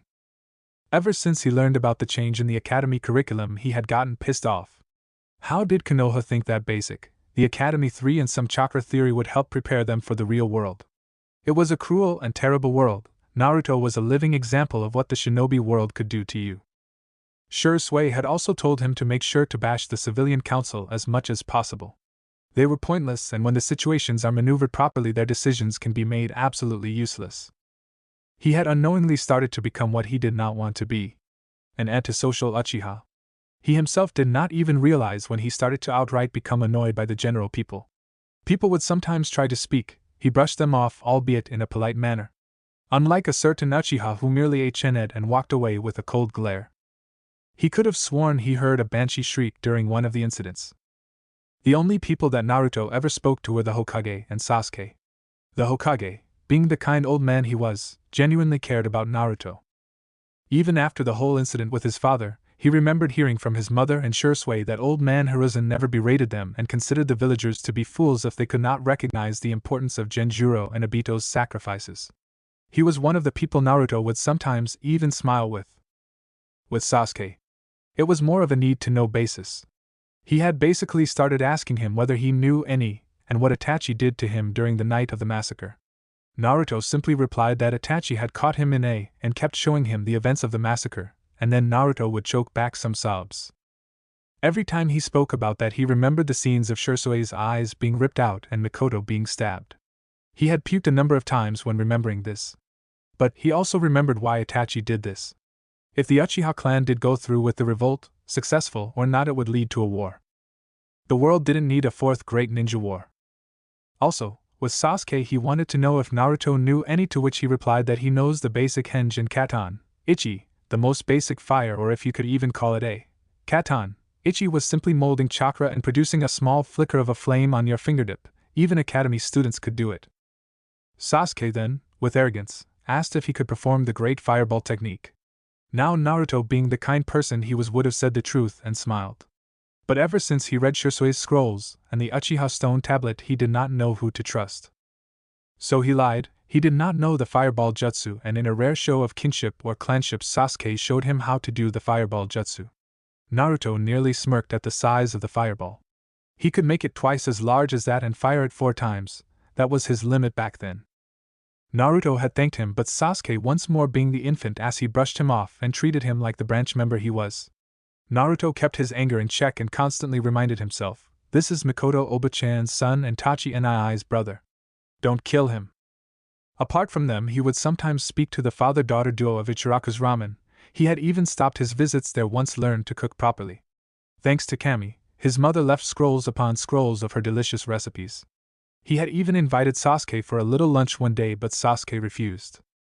But one thing was certain, Sasuke behaved much more socially with him than he did with the entire village in general. He'd have to fix that, but eventually even Naruto stopped trying and minded his own business. He started to just focus his time on the various scrolls left by his brother, and the other scrolls he discovered at the Uchiha stone tablet. His fully evolved Sharingan training was coming along nicely, but it did leave him visibly strained after long-term usage. He did not attempt to use the Manjikyu because he knew that not only would he go blind from usage, but he would also leave him with a case of chakra exhaustion. If his body could not handle the Sharingan without straying, how could he even hope to use the Manjikyu in his eyes? Fuinjutsu and were coming along greatly as well. He couldn't start because he did not have a blade. He always thought that Shursui looked so cool with his tanto. In terms of, he was midway through Fuinjutsu. This had played a large part on his chakra control and understanding. He still did not know why people underestimated the power of seals. They were deadly if used properly. Naruto thanked Shursui who had copied these from the Uzumaki clan's sealing scrolls. They were an extinct clan who specialized in Fuinjutsu and, at least that's what Naruto learned from history books at the library, they were also cousins of the Senju clan. They had created various seals that could seal-tailed beasts into humans, making them Jinchuriki. Hashirama's wife was Mito Uzumaki, who is still considered to be the most dangerous kunoichi to ever walk in the elemental nations. Now Naruto is fairly confident that he would be able to fend off against low chunins with fair ease and probably draw against mid-level chunins. He would start weight training later as Shursui's training scrolls had indicated. He had often spent time at the library for hours without saying a single word, unless he couldn't reach the upper shelves, which he didn't need most of the time. Naruto now once again took out a piece of chakra paper and channeled his chakra. It is split into 3 parts. 2 parts in equal size, one had literally caught fire, which indicated his high fire affinity, and the other one crumpled up significantly. The smallest part was soggy. This indicated that Naruto had natural affinities for fire, lightning, and wind. His water was significantly weaker than his other 3 affinities. He was currently working to increase his affinity for water but was failing. He figured he would have to do water-based chakra exercises to get a better control over Suiton. He sighed and realized that someone had entered the Naka Shrine. He went upstairs and saw that it was himself, or rather his clone. He dispelled the clone and sat in the shrine for some time. The great thing about shadow clones was not only the shared knowledge, but also the physical benefits that came with it. He had experimented with this once last year and left a shadow clone at home to do chores, but also to relax and sleep for a long time. Needless to say, when the clone dispelled, Naruto felt more relaxed and felt like some of his energy had returned. He was sure that his family was smiling from heaven at seeing his useful deduction. He wasn't wrong. Satsuki Uchiha was a happy woman right now. Back to the plot at hand, Naruto once more peeped into the stone tablet chamber, and saw that there were no visible traces of the that were fired there, or any traces of chakra, as Naruto had constantly sparred with his clones. Maybe this place has a self-maintenance, Naruto thought aloud as he put a hand on his chin. Who am I kidding? If a like that existed, then people would never work. Naruto exited the shrine and went to his house. He did not feel like cooking. Tomorrow will be a somewhat important day for him. The academy would start. It's going to be a long and boring 5 years. I seriously hope there are interesting people there, Naruto said with a mumble. He then looked at the clock and figured he'd go out to eat today. Maybe I should go to Ichiraku's. I haven't exactly been nice to them recently. Naruto put on a deep blue shirt and changed into some black shorts. The shirt did not have the Uchiha clan symbol. Why do you ask? 1. He didn't like to flaunt it off and put a giant target mark on his back. 2. From what he learned from Shursui's notes, he would soon have to face the bane of the Uchiha clan. Fangirls. Naruto shivered at the thought of them. The way Shursui had specifically written about them, he was outright scared. Naruto shrugged the terrifying thoughts aside and decided to go out. Konoha main town. Naruto walked by as generically as he could. He mostly avoided making eye contact with the people. Over the years he had started to resent the people because they showed they were two-faced opportunists. The same people who glared at him now greeted him with smiles. He kept his stoic face up while suppressing the emotions he felt. He found his desired location and entered Ichiraku's. Welcome to Ichiraku's. How may we owe Naruto? It's been a long time, my boy. How are you? Tuchi exclaimed with genuine happiness and surprise. Naruto couldn't stop a small grin from appearing on his face. I'm fine, Tuchi Aji-san. Naruto bowed his head and sat down. How have you and Ayame-san been? I'm sorry I can't visit as much as I want to. It's alright, my boy, Tochi said while placing a reassuring hand on Naruto's shoulder. I'd be lying if I said I know how you feel. But as I said before, we're here if you want to talk. Said that you were probably the most polite boy of your age. Naruto embarrassingly scratched the back of his head. Geez, Aji-san. Don't say it like that. So can I have some ramen? Well, of course you can. Which one will it be? I'm not sure. Let's go with one of your choices. Naruto smiled and said this. Well said. One pork ramen with extra toppings. Make it special, we've got a VIP here. Tochi's statement made Naruto feel sheepish and warm at the same time. They're really nice people, Naruto thought with a small smile. Okay, Tu-chan. Iam's voice came from the kitchen in the back room. Naruto waited for a few minutes and then herself came and immediately ruffled Naruto's hair while asking him where he had been with a glare. Naruto shrunk under that glare. It was the same one his mom and Mikoto Oba-chan gave him. Why are women so scary? Naruto had been sweating bullets and gave a polite and believable explanation. He was genuinely surprised by the delicious taste of the ramen. It was far more superior to the miso one he had. He finished it and paid for it, much to the annoyance of the Ichirakus, and then had some small talk with them. At one point, the Konoha Academy topic came up and Naruto mentioned that he would start his journey tomorrow. Oh, so you'll be attending the academy as well? Good luck, Naru-chan. Iam exclaimed as her face got annoyingly close to Naruto's, who turned red and shifted his gaze. Iam and Tochi giggled at his shyness. One thing caught his attention though. Iam said he would be attending the academy as well. Iam Ne-san? Naruto asked with some nervousness. It was somewhat of a personal question, as Naruto thought. Is someone you know going to start the academy as well? Aren't you a smart one, Naru-chan? Iam said. In fact, Kasumi is going to start the academy as well. Is she your little sister? The way Iam spoke indicated excitement on a sibling level. Shirosue often spoke like this to Itachi while bragging about how Naruto would be better than Sasuke. You could say that Iam's answer left Naruto a bit confused, and Tochi spoke up.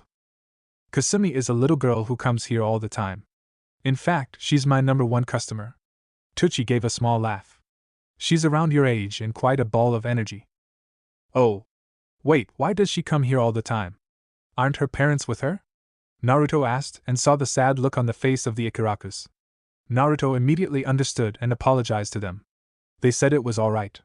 Apparently they were really fond of this Kasumi person. He could only guess what she was like. Maybe she was kind and polite like him. She'd probably be well-mannered. The gates of Ichiraku's ramen were shot open as someone entered. Yo! Aji! I am Ne-chan. The next Hokage is here to bail. A voice of a girl invaded the beautiful landscape of silence. Naruto was looking at the person the voice belonged to. She was around 4 feet 2 inches and had light skin. 3 whisker marks were endeared onto each cheek. Her face had significant amounts of baby fat. Her blonde hair looked as if the sun had decided to kiss it. There were noticeable shades of red in them as well, and it was done in twin pigtails. However, 3 things had caught his mind more than anything else. Her lips were pink. Naruto could tell when women put on makeup and other cosmetics, because of his sharp eyes. The second was the hideous garb of orange that was all over her body. Seriously. Why was it glowing? The third and the last feature that captured his entire attention was her vision. Deep violet eyes. They looked so happy and full of life. It was entrancing. Naruto was lost for a moment in those violet shades as Iam coughed to get her attention back. She had a cheeky grin on her face, one that mirrored the ones Mikoto had. Before Iam could say anything, the orange-clad girl spoke up. Ha! Said the girl, pointing at Naruto. You have girly hair. She then laughed. Naruto's sweat dropped. She doesn't even know me and is openly criticizing me? Well, Naruto, I'd like you to meet Kasumi. Our #1 favorite customer. Tochi said as Kasumi came up and took the seat that was a bit away from Naruto. She was grinning and Naruto wanted to speak to her more, but against his better judgment decided not to. He could speak to her later. Well, old man, I think I'll be leaving now. Naruto got up from his seat. Thank you for the meal. Tochi and Iam also said goodbye to him. Naruto smiled at them both and saw that Kasumi was looking at him with a strange expression on her face. It was kind of cute, actually. But Naruto never voiced it. He looked straight at Kasumi while he was still smiling. See you later. Naruto left and exited the store. Kasumi was sitting silently in her own thoughts, and eventually spoke up. "Oh, Aji! Who was that girly boy?" Kasumi then exclaimed. Tuchi and Ayam were looking at her with piqued interest. Kasumi's never asked about anyone before. "That was Naruto. Why did you want to know?" Tuchi asked. "Meh. No reason. I just wanted to remember the name of the girly boy," Kasumi said as she gave a grin again. Ayam's eyes glinted. "Oh my!" Ayam said as she was smiling. "Kasumi. Do you like him?" Ayam rolled her tongue at that one word specifically. Somewhere in an alternate dimension, a cute blue flying cat sneezed cutely. "Eh?" Kasumi asked with a deadpan expression. "What do you mean, Nei-chan?" Kasumi asked with confusion clearly evident on her face. "So you'll get it when you're older. How about some ramen noodles?" Ayam asked. "Yup!" Kasumi exclaimed happily with her hand in the air. She was then waiting for her glorious ramen to arrive. But now she had another thought in her mind. That girly boy didn't stare at me like everybody else. Naruto, huh? I think that means fish cake. Achoo! Naruto sneezed while he was walking back. Who the hell would be talking about me? Naruto thought out loud. He then saw a couple of civilians huddled up together. He could sense something weird about them. I know that scene all too well. Usually when he saw civilians huddled up and keeping a hush-hush manner, he knew they were planning something. Most of the time it would include them berating him and his family. He deeply hated this, and he would be damned before he let these worthless bags of flesh and blood do something about it. Luckily for him, he had some gear with him, including an extra crow mask that belonged to Shui. He hanged himself to look like an ANBU and put on the crow mask. Thankfully, he was suppressing his chakra to a near civilian level. Whatever you bastards are planning, I am not letting you get away with it. Naruto scanned the area for any other ANBU. To his surprise, there weren't any around. ANBU Black Ops should be stationed. He then sensed a large amount of them being gathered at the Hyuga compound. 2 others were also fighting, judging by the signatures. Some Kumo delegates arrived today and this shit went down. Of all days. He silently followed the crowd while jumping from rooftop to rooftop. Some of them had stones in their hands. He was a bit surprised, to say the least. When they used to say those things to him and his family, they never even once thought about getting physical in their beratings. Everybody knows. You cross an Uchiha, you die. Main clan member or not. Long before Naruto knew it, he was in the red light district. It was a bit of a rundown, and probably the least cheap place to live. It also was the spot for drunkards and thieves. Thankfully, there were no rapists around anymore. Ever since he heard rumors from Shui about some snake lady or something like that. Seeing the spot where the action was about to take place, Naruto was going to turn around, but something caught his eye. A walking set of familiar neon oranges. On top of it, a mop of blonde hair with some red in it. What is she doing here? Oh right. Why is the crowd moving after her? The mob of 8 people silently made their way following Kasumi. Then one of them threw the rock at her. It hit her arm quite violently as she dropped a fox mask. Naruto, enraged, immediately activated his Sharingan. How dare they? To hit a child like that? His gaze turned towards Kasumi and he gasped. What is Kami's name? Naruto was staring wide-eyed. Her chakra network's level was off the charts. It was ridiculous. Even Shui and Itachi didn't have that much chakra. It was way too much for anyone. He decided to move in and act, but the next words of the villagers froze him in his steps. Take that, demon! Yeah. Hit her some more? Why did you do that? Kasumi asked while she was crying. Those violet orbs showed so much hurt as she clutched her arm in pain. Some people in the mob actually stopped their rant. Naruto felt as if someone stabbed him with a kunai right there and then. Why did it hurt so much? Was it because she was an orphan like him? Or was it because the villagers had ganged up on a 7-year-old girl like that? Because you're a demon. You killed our families all those years ago. What are you talking about? I never did anything to anyone. The girl was openly crying now. Because you're a demon. You killed our families all those years ago. Wait. That much chakra. In her. Don't tell me. Yondaime. Why would you do this to her? Shut up, you demon! The leader yelled as a mad look came to life on his face. He picked up another stone, and was aiming that for her head. He threw it, but it got deflected by another rock. Who did that? Who dared to save the demon? I did it. Sasha. A cold voice was heard by everyone. They looked for the source. They were a bit worried because of the way the last word was uttered. What's wrong? Speak up. The voice was resounding from everywhere. Hey! Someone go get a chunin. They can. Yes. The voice said once more. Get a chunin. That way I can find out who else is going to hurt this little girl. The leader then felt a cold sharp metal being pressed onto his neck. Everybody else gasped. There standing before them was an ANBU Black Op ruthless killers, all of them. They were the elite ninjas of the village who dealt in assassinations. What was one of them doing here? They were visibly shaking as a concentrated amount of killer intent hit them. One of them had peed. Tell me, you bastard. The ANBU with the crow mask spoke. Do you wish to die? No, sir, have mercy. The man didn't get to finish as he felt the metal being pressed even more as a small trickle of blood flowed from his neck. Do you know what I am? The captive nodded. Good. Then you know that I can kill all of you worthless civilians without even trying. If the Hokage asks, I'll tell him the truth that you insignificant specks of flesh were abusing a harmless girl. Then your entire family gets what's coming to them. Do you want that, bastard? No, sir. Please let us go. The ANBU retracted his kunai from the man's throat and reappeared in front of the leader. He punched him in the gut and proceeded to beat the rest of the civilians. You civilians don't have any control over this situation, so don't even think about going to that circus sideshow of freaks that you call a council. I am an ANBU Black Op. I only answer to the Hokage and no one else. If I get every single one of you and make your bodies disappear, no one will give a damn. He was then placing them under a one that would change their minds on this. Make sure I never see you or any of you lackeys, including the ones not here, hurt or bother this girl ever again. Otherwise, one of two things will happen. 1. You die and I hang your bodies over the Hokage monument to show you why this is a shinobi village.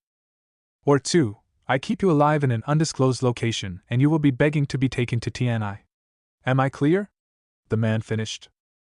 They all nodded and were frozen still at the man's proclamation. He was right. ANBU Black Ops were untouchable. If the civilian council even thought about raising this, they'd be kicked out before you know it, or worse. After a few more moments he hissed at them and they all ran away. Crow then looked at Kasumi. She was still crying. Puffy eyes. Go home, the man said with a final tone. Oh, okay. The girl got up and was walking away. She turned around once more. A small smile made its way across her face. Thank you. She ran away into the distance. Her figure was shrinking until it disappeared. Naruto felt strange and he looked around. He dropped the henge. He looked confused. Her smile. It was so. His attention then went to the mask that was still on the ground. He could feel her signature and decided to go after her. He followed her signature to her apartment. The whole building was quite old. He went to her door, or he assumed this was hers. He was hesitant. His pulse was racing. Just give her the mask. Naruto. You can do it. Hell, you were going to kill that civilian a few minutes ago. Wait, what? Shrugging those thoughts aside, he knocked on her door. He knocked once more and then the door opened.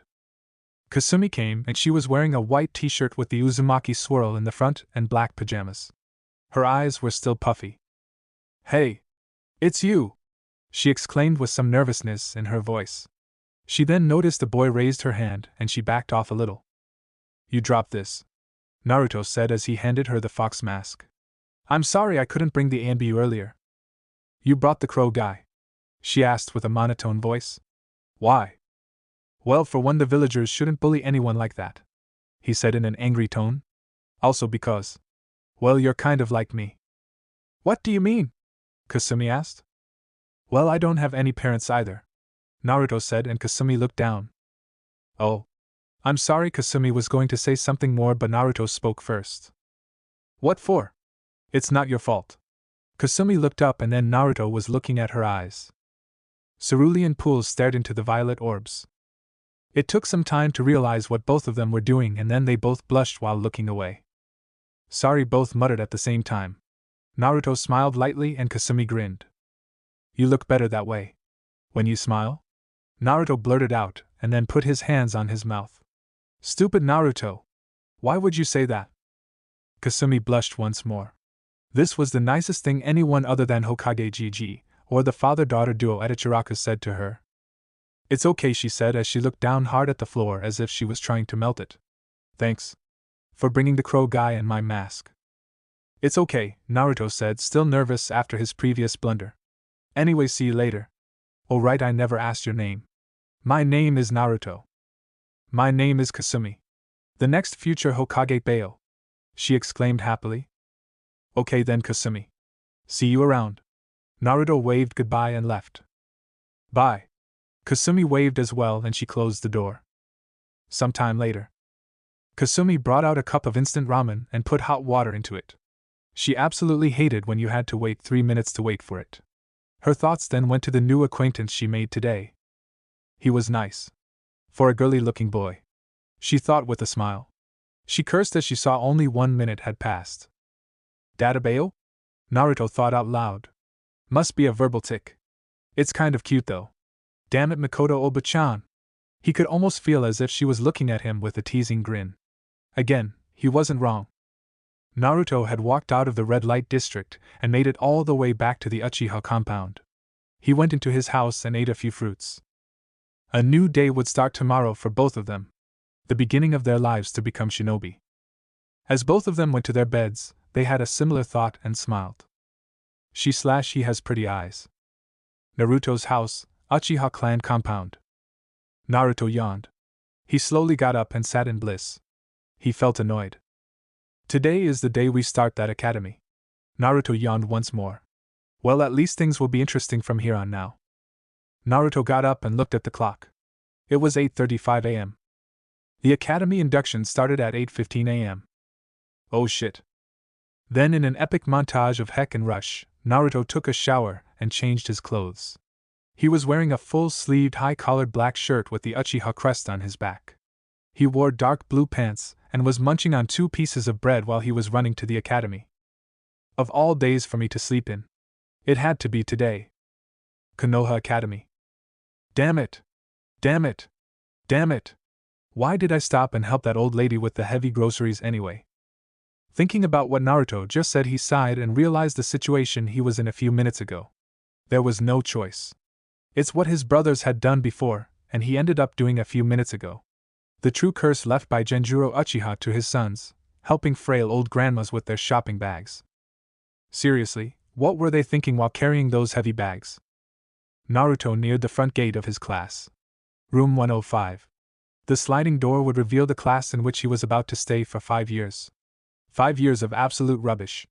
He had half a mind to go to the Hokage's office and tell him about his progress with the fully matured Sharingan and whatnot. Then he remembered how Shursui wanted him to have a somewhat excuse of a normal childhood. Fat chance of that after witnessing your entire clan getting massacred by a person you consider your brother figure. Still, Naruto respected his late brother's wishes and would comply with them. He'd pretend to be an average genin. Even that word sounds wrong. A genin is nothing but an overhyped academy student with a headband. Sighing once more, he closed his eyes. No matter what happens, he'd have to hide his true strength. He could have sent a shadow clone, but did not know if there were going to be any spars today. If one hit was placed properly by the academy students as he would let his guard down, his entire cover-up would be blown. If that happens, Naruto was sure that the person known as Danzo, so prominently mentioned in Shursui's scroll with a ridiculous amount of details, would try to make a move on Naruto. He slid the door open and immediately hated the choice he had made. Room 105, Konoha Academy. As the door had fully slid open, Naruto saw his designated Chunin teacher. The man was wearing the usual Chunin attire of black shirts, black pants and green flak vest. His hair was somewhat like a pineapple. I don't know what his Ichiraku's hair looks like, if someone knows let me know, and had a scar running across his face, crossing his nose. The Chunin instructor looked at Naruto with somewhat calculating eyes. The boy before him was somewhat taller than the rest and looked as if he had run a literal mile to get here. In reality, Naruto was sweating not from the run he had made, but from carrying the bags of generic old lady number 1. Seriously, how did they even get the bags out of the shops in the first place? I hope you have an explanation for why you are late, young man, the Chunin instructor asked. Well, sensei, you see. Naruto scratched his head and smiled sheepishly while thinking what to say. Then he remembered the stories of his oldest brother Obito when he used to be a genin. An old lady was carrying some heavy grocery bags and I helped her carry it to her home. The Chunin instructor's face faltered. Is this kid like a mini Kakashi or something? I hope he doesn't start wearing a mask. Somewhere in Konoha, a dog mask wearing ANBU Black Ops stopped dead in his tracks as he looked up at the sky. Can you feel it, Obito? I think there is a kindred spirit somewhere. Senpai, is something wrong? A cat wearing a female ANBU asked for the white-haired dog mask wearing ANBU. Oh, you said something? Inu asked with a lazy voice. Nothing. Let's get to the Hokage's office quickly, Senpai. Nico replied with an irritated tone. Room 105, Konoha Academy. The entire classroom was silent hearing his ridiculous excuse. Seriously, who would believe something? Really? A loud, energetic voice broke the glass of awkward silence as Naruto looked towards the source of the voice. He felt a little glad when he saw the person. She was sitting alone at the farmost corner of the desk. She was wearing a bright orange t-shirt and dark beige pants. Her hair was still done in pigtails. The blonde, smooth hair was there with the spicy wisps of red in between them. And of course, the violet eyes were gleaming with innocence. She was also smiling. Naruto let a ghost of a smile come on his face after seeing her. Man, she's really cheerful. Realizing he would be staring into her eyes again, he stopped and bowed his head a little in front of the Chunin instructor. Gomen-sensei. It was the truth. I assure it will not happen again. Naruto raised his head and looked at the Chunin, whose face was somewhat satisfied after the proper apology. Okay. Make sure it doesn't happen next time. My name is Ichiraku Yumino and I'll be one of your main instructors until you graduate. The man now known as Ichiraku stated before turning to the class. Okay, students. Since you've all had the chance to introduce yourselves, I believe he deserves it as well. Please state your name before the class. Arigato, Ichiraku-sensei. Naruto said as he nodded towards the Chunin instructor and turned to face the students as he bowed his head a little. My name is Naruto Uchiha. It's nice to meet you all. Naruto then looked up and critically calculated all the students who caught his eyes. First was a boy who also had pineapple-like hair and had a lazy air about him. The next was a fat kid munching down on a bag of chips. A boy with red markings on his cheeks and a puppy on his head was sitting with a boy whose face was covered by the collar of his shirt. Said the boy was also sporting sunglasses. Then his eyes fell upon a white-eyed girl with blue hair who was sitting with Kasumi. He had figured that these were the kids of the clan heads if their looks were anything to go with. Naruto guessed they were from the Nara, Akimichi, Inuzuka, and Hyuga clans. He then wondered where the Yamanaka clan heir was, since there was always a Yamanaka with a Nara and an Akimichi. Then he saw the familiar blonde platinum hair and green eyes. It was a girl. She was the Yamanaka heiress. She was sitting with a pink-haired girl, whose forehead was a bit large for her frame. They were sitting just above the bench of a certain brooding, duck-but-haired boy who was in a foul mood. I really should do something about that stick in his ass. Mental sigh.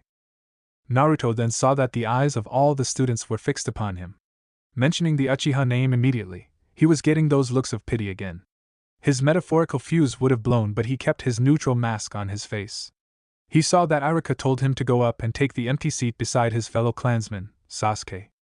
He walked up and sat beside Sasuke, who was looking at Naruto with a light glare. How are you, Sasuke-san? Naruto said. Over the years, Naruto had started calling him by that name since his fellow main house clansmen made the difference between them clear. Why did you bow to that Chunin? Sasuke asked. Well, he is our sensei. I have to give someone the proper respect they deserve. Naruto was a bit annoyed but didn't show it. HN. Sasuke gave the universal Uchiha grunt, and then Naruto's eardrum was shattered by two noises. One of them was a high-pitched shriek and the other was the wailing of a dying banshee. Sasuke-kun is so cool. The pink one screeched. Sasuke-kun looks so cute. The Yamanaka heiress said with a loud voice. Naruto sighed and sat down. He despised the way those two girls just acted. He noticed that a lot of the other civilian girls were also swooning over his fellow clansmen. He swore he could have seen glowing hearts in their eyes, and he was pretty sure he did see hearts in the eyes of the pink-haired one. Naruto put one of his fists onto his cheek, supporting it. Fangirls. How pathetic. They shouldn't even be here if they have a mindset like that. Naruto then saw that Kasumi and the Hyuga heiress were sitting just below his bench, and Kasumi waved to him while giving a shameless grin. How are you, Naruto? Fine, thank you for asking, Kasumi. Naruto replied and noticed the strange looks he got from nearly all his classmates, the civilians in particular. Dear Kami. They're chibi versions of the idiotic villagers. I hope I can make it through the next 5 years without killing anyone. 2 hours later, Konoha Academy Sparfield, Konoha Academy. Kami, if you're watching, why did you have to make me keep my promise to my brother? Yami, if you're watching. What the fuck, dude? Less than 2 hours had passed and Naruto had thought several times about just taking out a kunai and ending his own life right there. Seriously. They were just starting chakra theory in the first class and the spars were about to start now. Kasumi had been standing outside the class because she had planted powder in the teacher's desk, which comically blew up in another white-haired Chunin's face, who threw her out of the class. Naruto had to question, though, how did she get the powder in the desk in the first place? Then came the shuriken and kunai practice. It was absolutely horrid. Naruto actually had half a mind to take out a kunai and gut the new Chunin instructor. The white-haired man had also not taught Kasumi how to throw it properly. He noticed it through the corner of his eyes. But to his surprise, she had landed exactly 5 kunai out of 10 and 9 shuriken out of 20. The entire class, with the exception of Naruto, Hinata, Hyuga and Sasuke, who merely scoffed at her poor display. Hinata was unlike most Hyuga. She did not have that air of arrogance around her and was genuinely kind, but she had some major confidence issues. She was the only person in the academy besides Naruto who actually liked Kasumi and understood that she never had any particular training before. Naruto had played the farce of being an inferior uchiha, and to help lift up his friend's mood, he intentionally threw less than half attempted kunai and shuriken. Even after that, he had landed 6 kunai and 13 shuriken. He sighed and had an annoyed look on his face. But a soft nudge from Kasumi changed his mood, despite the fact that the nudge had knocked him off balance. He mentally noted that she had a lot more upper body strength despite her slightly chubby appearance. Now came the spars. As usual, the clan heirs were pitted against the civilians, which had resulted in the obvious conclusions. Now it was Sasuke's turn, only he was up against Kasumi. Naruto was visibly pissed at this match. Sasuke, despite being an arrogant ass, was still clan trained despite the short amount of time he got, and he would no doubt beat Kasumi. But it was Kasumi's last name that snatched away Naruto's attention. Kasumi Uzumaki. If she really is an Uzumaki, why is she living in the red light district? How is the Hokage even allowing someone from their clan to live in such a situation? It's insulting. You wear their symbols on the back of your jackets, but you treat them like scum because she is jailing the thing that could destroy you if left unchecked. I wonder if Itachi's sacrifice was worth all this. The spar between Sasuke and Kasumi had started. It went exactly the way Naruto predicted it. Sasuke countered every move that Kasumi threw his way. She did not have any specific fighting style and was a pure brawler. Sasuke was using the imperfect version of the Uchiha Interceptor Fist. Long story short, Kasumi fell on her back and the goggles that were on top of her head were broken. Though Sasuke's hand did get a bit cut up from breaking the goggles. You dope, Sasuke said as the class laughed at the name he had given to Kasumi, who was tearing up after seeing her goggles broken. Kasumi didn't say anything and secluded herself to a tree, but not before she was picking up whatever was left of her goggles. Naruto felt stricken after he saw her tearing up. He didn't know why he felt so bad. A sharp pang of pain is what he felt when he saw tears forming at the edge of her eyes. He wanted to go and talk to her, but his name was called and he saw that he would be pitted against a civilian boy. Naruto tried hiding his skills to the best he could and beat the boy after 3 painful minutes of delaying the inevitable. He didn't even wait for the Chunin instructor's announcement as he went to the spot where Kasumi was last standing. She was gone. He went back to the classroom and waited, but there was still no sign of her. The day of the classes ended, and he decided he'd go to look for his friend. But a delay came in the form of Sasuke. "Where are you going?" Sasuke asked as he was in his emo mode. "Nowhere. Just around," Naruto said in a stoic voice. Whenever he talked that way, Sasuke would be a bit pissed. "You're going to look for the dobe, aren't you?" Sasuke asked. "Sasuke-san," Naruto looked at him dead in the eyes, "you really shouldn't belittle people like that." Sasuke grunted and continued. "I am from the main house of the Uchiha clan. Why should I treat a no-named clanless loser with any form of respect?" Naruto didn't say anything and walked away. Unknown to most, Naruto had even activated his Sharingan out of rage at the last statement. Did he really not hear about the Uzumaki clan? "I will see you later at the compound, Sasuke-san," Naruto said and left. But then he remembered that Kasumi was crying because her goggles were broken. Naruto's head then had a shining bulb on top of it as he rushed back home. He had just the thing. Kasumi's house, red light district, Konoha. Damn it! The irritated yell of Kasumi came as her hair flew up. Goggles! If you don't get attached this time, I will break you up permanently. Kasumi yelled before she tried for the umpteenth time to join the goggles with some glue. It was no use. It kept falling apart. She threw it in the bin and was lying down on her bed now. The goggles were a gift she got from Iam 2 years ago. It was given to her on her birthday on October 10th. It was one of her most precious gifts, especially more important considering that the orphanage had kicked her out. She was silently shedding tears now. I'm sorry, Iam Ne-chan. She was broken out of her thoughts when a knock came on her door. She rubbed her eyes a bit and answered her door. She opened it and saw that Naruto was there. He had a stoic look on his face. That was strange for her because she liked it when he smiled. Naruto started saying, I looked for you after my spar. Why didn't you finish the rest of the classes? Kasumi remained quiet for a few moments before speaking. Those goggles were special to me. Ne-chan gave them to me as a gift. Now they're broken. I just didn't feel like. Kasumi whimpered as she said this as tears threatened to drop from her eyes. Naruto sighed. He did not like this at all. Normally, in the 2 short days he had known her, she was a ball of energy, and a cheerful one at that. Actually, I'm here about that, Naruto said as he had a brown packet in his hands. What do you mean by that? Kasumi said with her eyes squinting. She saw the bag in his hands and wondered what was in it. Well, Naruto projected off into his thoughts. Well, I thought you liked goggles, so I got you this. But it looks it was a gift, and gifts can never be replaced. Wait. What's in the bag? Kasumi asked excitedly. Well, it's... Naruto shrugged. Should I give her this? What's in the bag, Tobeo? Kasumi nearly yelled as her eyes were gleaming again. Here. Naruto stretched his arm and held out the brown bag. See for yourself. Kasumi took the bag and ripped it open. Naruto's sweat dropped. She could have just opened it normally. Way too hyperactive. Whoa! Kasumi said as her excitement reached new heights. She was holding a pair of goggles with orange lenses. It didn't seem brand new, but it also looked like it was well taken care of. It had a single rim. Where did you get this from? Kasumi asked and saw that Naruto looked down. It used to belong to my eldest brother, Naruto said, and Kasumi noticed that he said used to. He had some problems with his eyes, so he wore goggles. This is one of the extra 2 pairs he had. He died in the 3rd Great Ninja War, during the Battle of the Kanabi Bridge. Kasumi felt bad that she had brought this question up. She herself never had any parents, and to some extent understood that he was like her. I'm sorry, Kasumi said in a low voice. You can take this back if you want. It's all right. Besides, it's not your fault, Naruto said. I want you to keep the goggles.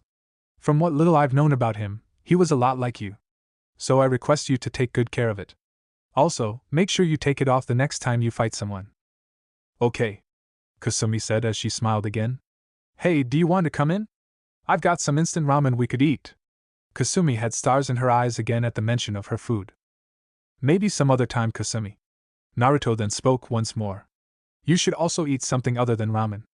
Otherwise you're going to be short forever, Naruto said with a light smirk. Ha! Kasumi gasped in shock. How can you say that, Tobeo? Ramen is the food of the gods. Nothing else comes close, Kasumi stated. Ramen may be tasty, but it's not the best food for growth. Besides, if there is food for gods, it's Pocky, Naruto retorted. Please don't even begin to compare it to Pocky.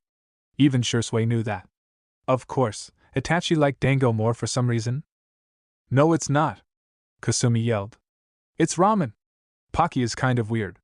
Kasumi shuddered at the thought of her happily eating Pocky. Naruto reluctantly gave the grunt. Ramen is nothing compared to. Naruto didn't get to finish that sentence as he saw her hair suddenly flying up. Wait. Why was he afraid? You were saying? Kasumi asked with a sweet smile as she tightly clenched her fist and the nerves on her closed fist could be seen pulsating. I was saying that ramen is a really good food, Naruto stuttered. I just saw my life flashing before my eyes. How did she do that? Oh, anyways. I was going to ask you if you want to train sometime together. Do you want to? Naruto asked. He had already planned to send a reinforced clone to the academy after watching today's performance. There was absolutely no reason for him to go to the academy after observing today's events. Except maybe helping Kasumi. He had to admit there was something about her that made him feel genuinely drawn to her. Kasumi looked down before answering again.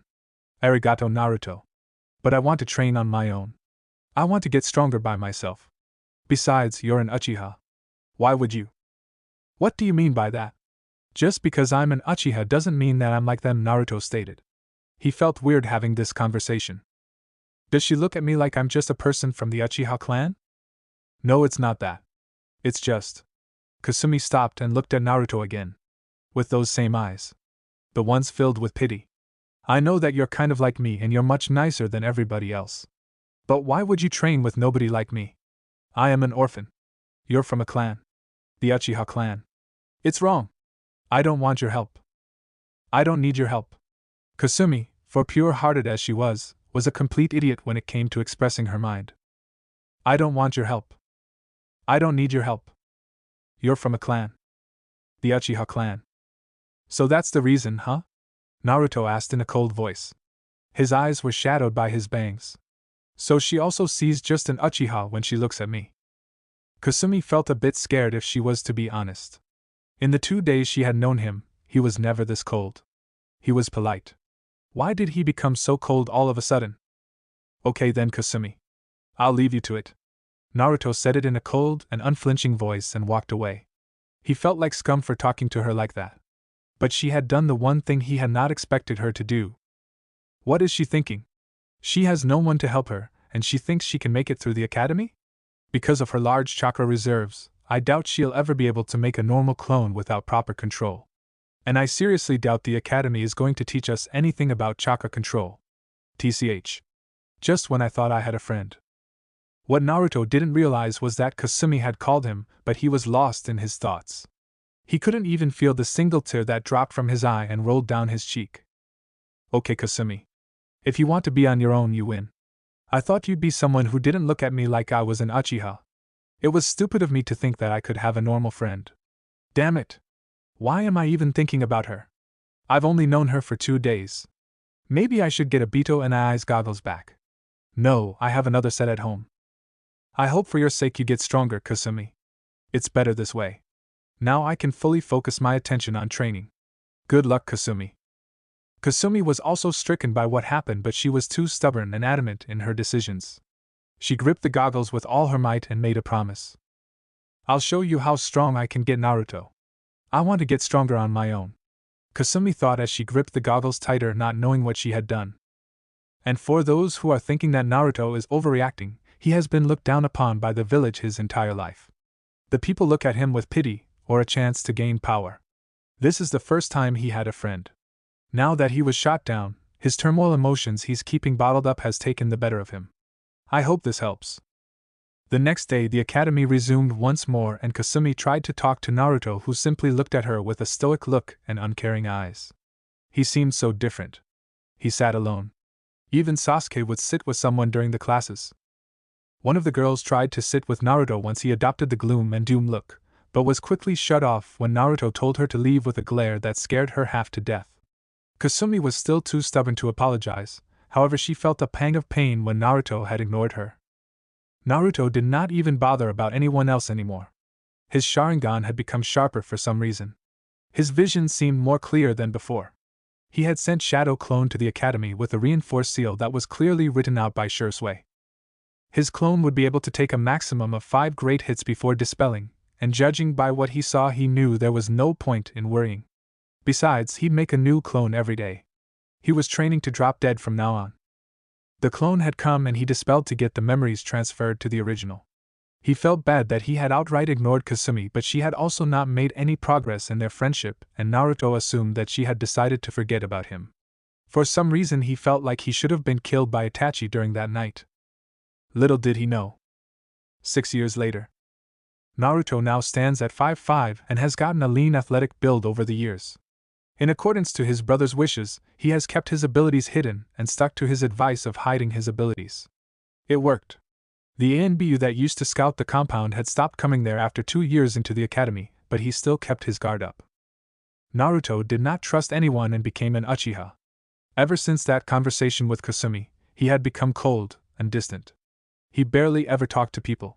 When the civilians would try to talk to him, he would give them a glare and walk away. Right now, he was considered an above-average student. Right now, he is sitting in the classroom. He is wearing black ANBU-style pants with tapes around his knees, open-toed blue shinobi sandals. He is wearing a blue short-sleeved shirt with a gray-blue jacket on top of it. It has a black collar and a black horizontal line across the chest part and the wrists. The jacket also has the Uchiha crest on the back. He has bought a tanto but left it at home knowing he won't need it today. His spiky hair has been cut shorter with some of it coming over his forehead. His eyes, however, had lost that brighter shade of blue it previously had. In short, look at the cover picture of the story. Today is the day he graduates from the academy. Naruto has trained himself to be a perfect, elite-level ninja. He is sure that he could take on a few ANBU and come out the victor. Oftentimes, he had trained so hard he would be lying in the stone tablet chamber. He would wait for his large chakra reserves to slowly heal him. Against his better decisions, he decided to use the Manjikyu Sharingan and discovered one of his abilities. He had the unholy flames of Amaterasu. In addition to that, his fire, wind, lightning, and even water have improved over a large scale. His Shunshin is now similar to Shursui. He had even snuck out of the village on 3 occasions. He had once gone to simply explore the land and learn the area around it. He had happened upon a group of bandits. They were his first kills. He had to take a sick leave from the academy to mentally recover. After that, he had done the same thing, and the last time he had gone and killed 2 hunter nin. He was slowly beginning to resent the village for dimming his potential. He also thought about how they betrayed his clan. But then again, his love for his family had bound him to this village. It would be an insult to every deceased member of his family. He also needed to get his eyes transplanted. But he didn't trust anyone, so he still kept his mother's eyes with him. There were only a few people he cared about. The Hokage, because he was the Hokage. The old man gave a damn about him and came to visit him often. But now Naruto has changed. If he ever did talk, he would refer to them by their last names with honorifics. With the exception of Sasuke, who had grown up to become a pompous brat, weighted hand and foot by the civilian council. They had tried to goad Naruto in as well, but a well-placed glare had shot down their chances. As for the rest of the genin, Naruto was apathetic about them. He knew that most of the civilians save Sakura Haruno, who had her book smart ability, but that was it, would be retracted from the shinobi program. The clan heirs and heiresses, in his opinion, were weak. None of them could defeat him if he was 11 right now, even with their clan. The only ones who had a silver chance against Naruto were Shikamaru Nara and Sasuke Uchiha. Naruto would not deny it. Sasuke was naturally talented and was far beyond genin level as he is now. If he were to awaken his Sharingan, he would undoubtedly be low Chunin. However, if he lets his arrogance and vengeful drive get the better of him, his progress will be greatly hindered. Well, hindered even more, since Naruto knew that if he were to fight Sasuke to the death, Sasuke would be dead without Naruto using his Sharingan. Shikamaru was a bit like him. He hid his true potential. Well, more like did not want to reach his true potential. He had the same disease every Nara had. Laziness. He was smart though. Naruto observed that he would always start the written exams when there was less than half the time and still finished properly. Then came the one person Naruto was conflicted about. Kasumi Uzumaki. Over the years, Naruto tried very hard to forget about their friendship. He kept telling himself that he only knew her for nearly 2 days. She also looked at him as if he was just an Uchiha. He could not. She was starting to regret that Naruto hid deep inside. His clone would dispel and he would receive the knowledge. In every single memory transfer, he saw that Kasumi tried to talk to him, but he would brush her off kindly. He even called her Uzumaki-san now. He felt like scum when he remembered the look in her eyes. But it was for the better. As soon as he stopped trying to interact with her, she started to become a bit more serious. Even with no teachers and no proper textbooks, she had made it this far. He had improved and was no longer the dead last. She was considered an average student. She sometimes looks at Naruto with her regret-filled violet eyes but doesn't have the courage to speak to him. She is a proud kunoichi in the making, but could use some serious help in the chakra control department. As for her looks, well, she wears a dark orange jumpsuit which has some black in it. She is also wearing dark orange pants. She is wearing a Bito's goggles over her forehead. Years ago, some of the boys had teased her and called her an orange tomato because of the red streaks in her hair which were now a bit more prominent. Add that to her bubbly face, she does look a bit like that. But this resulted in something else, something that Naruto had experienced. She got angry and beat the living hell out of the boys who teased her. She became known as the Orange Menace, because of her pure rage-induced beatdowns and well-executed pranks all over the village. How did she paint the Hokage monument in broad daylight? That is one of the mysteries that can never be solved.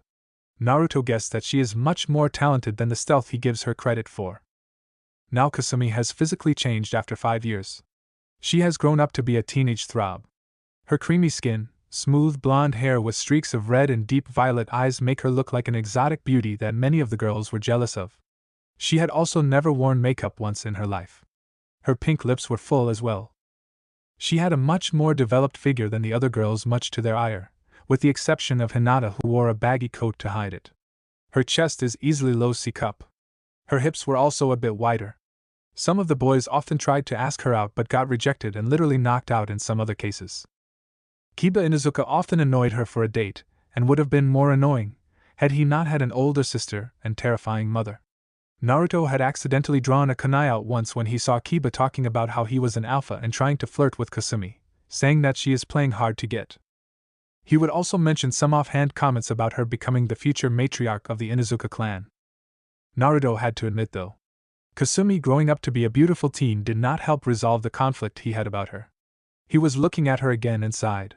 The fact that she had become the prettiest girl he had ever seen in his mind made him question whether he looked at her as just a friend or perhaps something more. He sighed once more as he swore in his mind he heard Mikoto Obachan giggling somewhere. Unknowingly, Kasumi also turned around and their eyes met. Naruto's blue eyes held conflict, sadness, and most of all regret. Kasumi's eyes were looking at him with some hope, warmth, and regret as well. They both looked away, and some of the boys along with Kiba were jealously glaring at him. The kunai and shuriken exam ended, with Sasuke getting 9 out of 10, 18-20, Naruto getting 7 out of 10, 15-20, and Kasumi getting 5 out of 10, 12 out of 20. The written exams were taken and Kasumi had barely managed to pass. Now comes Academy 3. Most of the students were going and performing the final exam. Sasuke went ahead and performed the basic 3 flawlessly. Naruto was wondering whether Kasumi could pass or not. That girl had absolutely no control over her chakra. Naruto's name was called and he started to go forward. Some of the fangirls cheered, some of the boys got angry and Sasuke scoffed, but one small voice reached Naruto's ear. "Good luck, Naruto." He hesitated for a single second. He knew exactly who that voice belonged to. He wanted to turn around and say thanks. But he was in deep conflict, and just moved forward. "Okay, Naruto, please perform at the Academy 3. Ichiraku Amano said. Naruto started with the clone jutsu. A perfect imitation of Naruto appeared beside him. He then performed the henge and transformed into Shursui in his outfit. Some of the students were looking at him awkwardly. Sasuke seemed to be angry for some reason. Kasumi was observing the henge with a calculating look.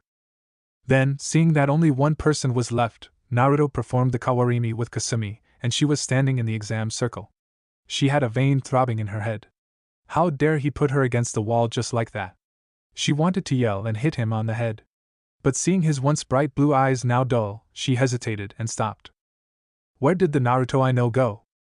Naruto went ahead and picked up his headband and tied it around his forehead. He was walking by and stopped for a single second. He looked at Kasumi. A million questions raced through his head. He wanted to ask her how she was, how her training was going, if she eats anything other than ramen. But he realized that he had treated her all these years and felt that he was not worthy of such actions. So he decided on the next best thing. For a fraction of a moment, when Kasumi's violet orbs looked at her once friend, she saw a lighter shade in the now dull blue eyes. Good luck, Uzumaki-san. Kasumi gave a 1,000-watt smile. No way she was going to fail the exams now. She had a chance. A chance to gain back her friend. This was the first time in years he willingly spoke to her. She had something to prove. Naruto sat down on one of the benches. He was waiting for what was coming next. However, after willingly speaking to her after 5 years, a ghost of a smile appeared on his face. A feeling surged throughout his body for a moment. He had forgotten this feeling. He closed his eyes and snapped them wide open to see if the prediction he made was correct. It was. Thank you so much for watching this video. I do hope you enjoyed this scenario. If you want the next part of this video, turn on that bell notification. Like, subscribe, and comment down below. And also check out the others' videos. I have created and enjoyed it. See you guys next video. Until that, take care.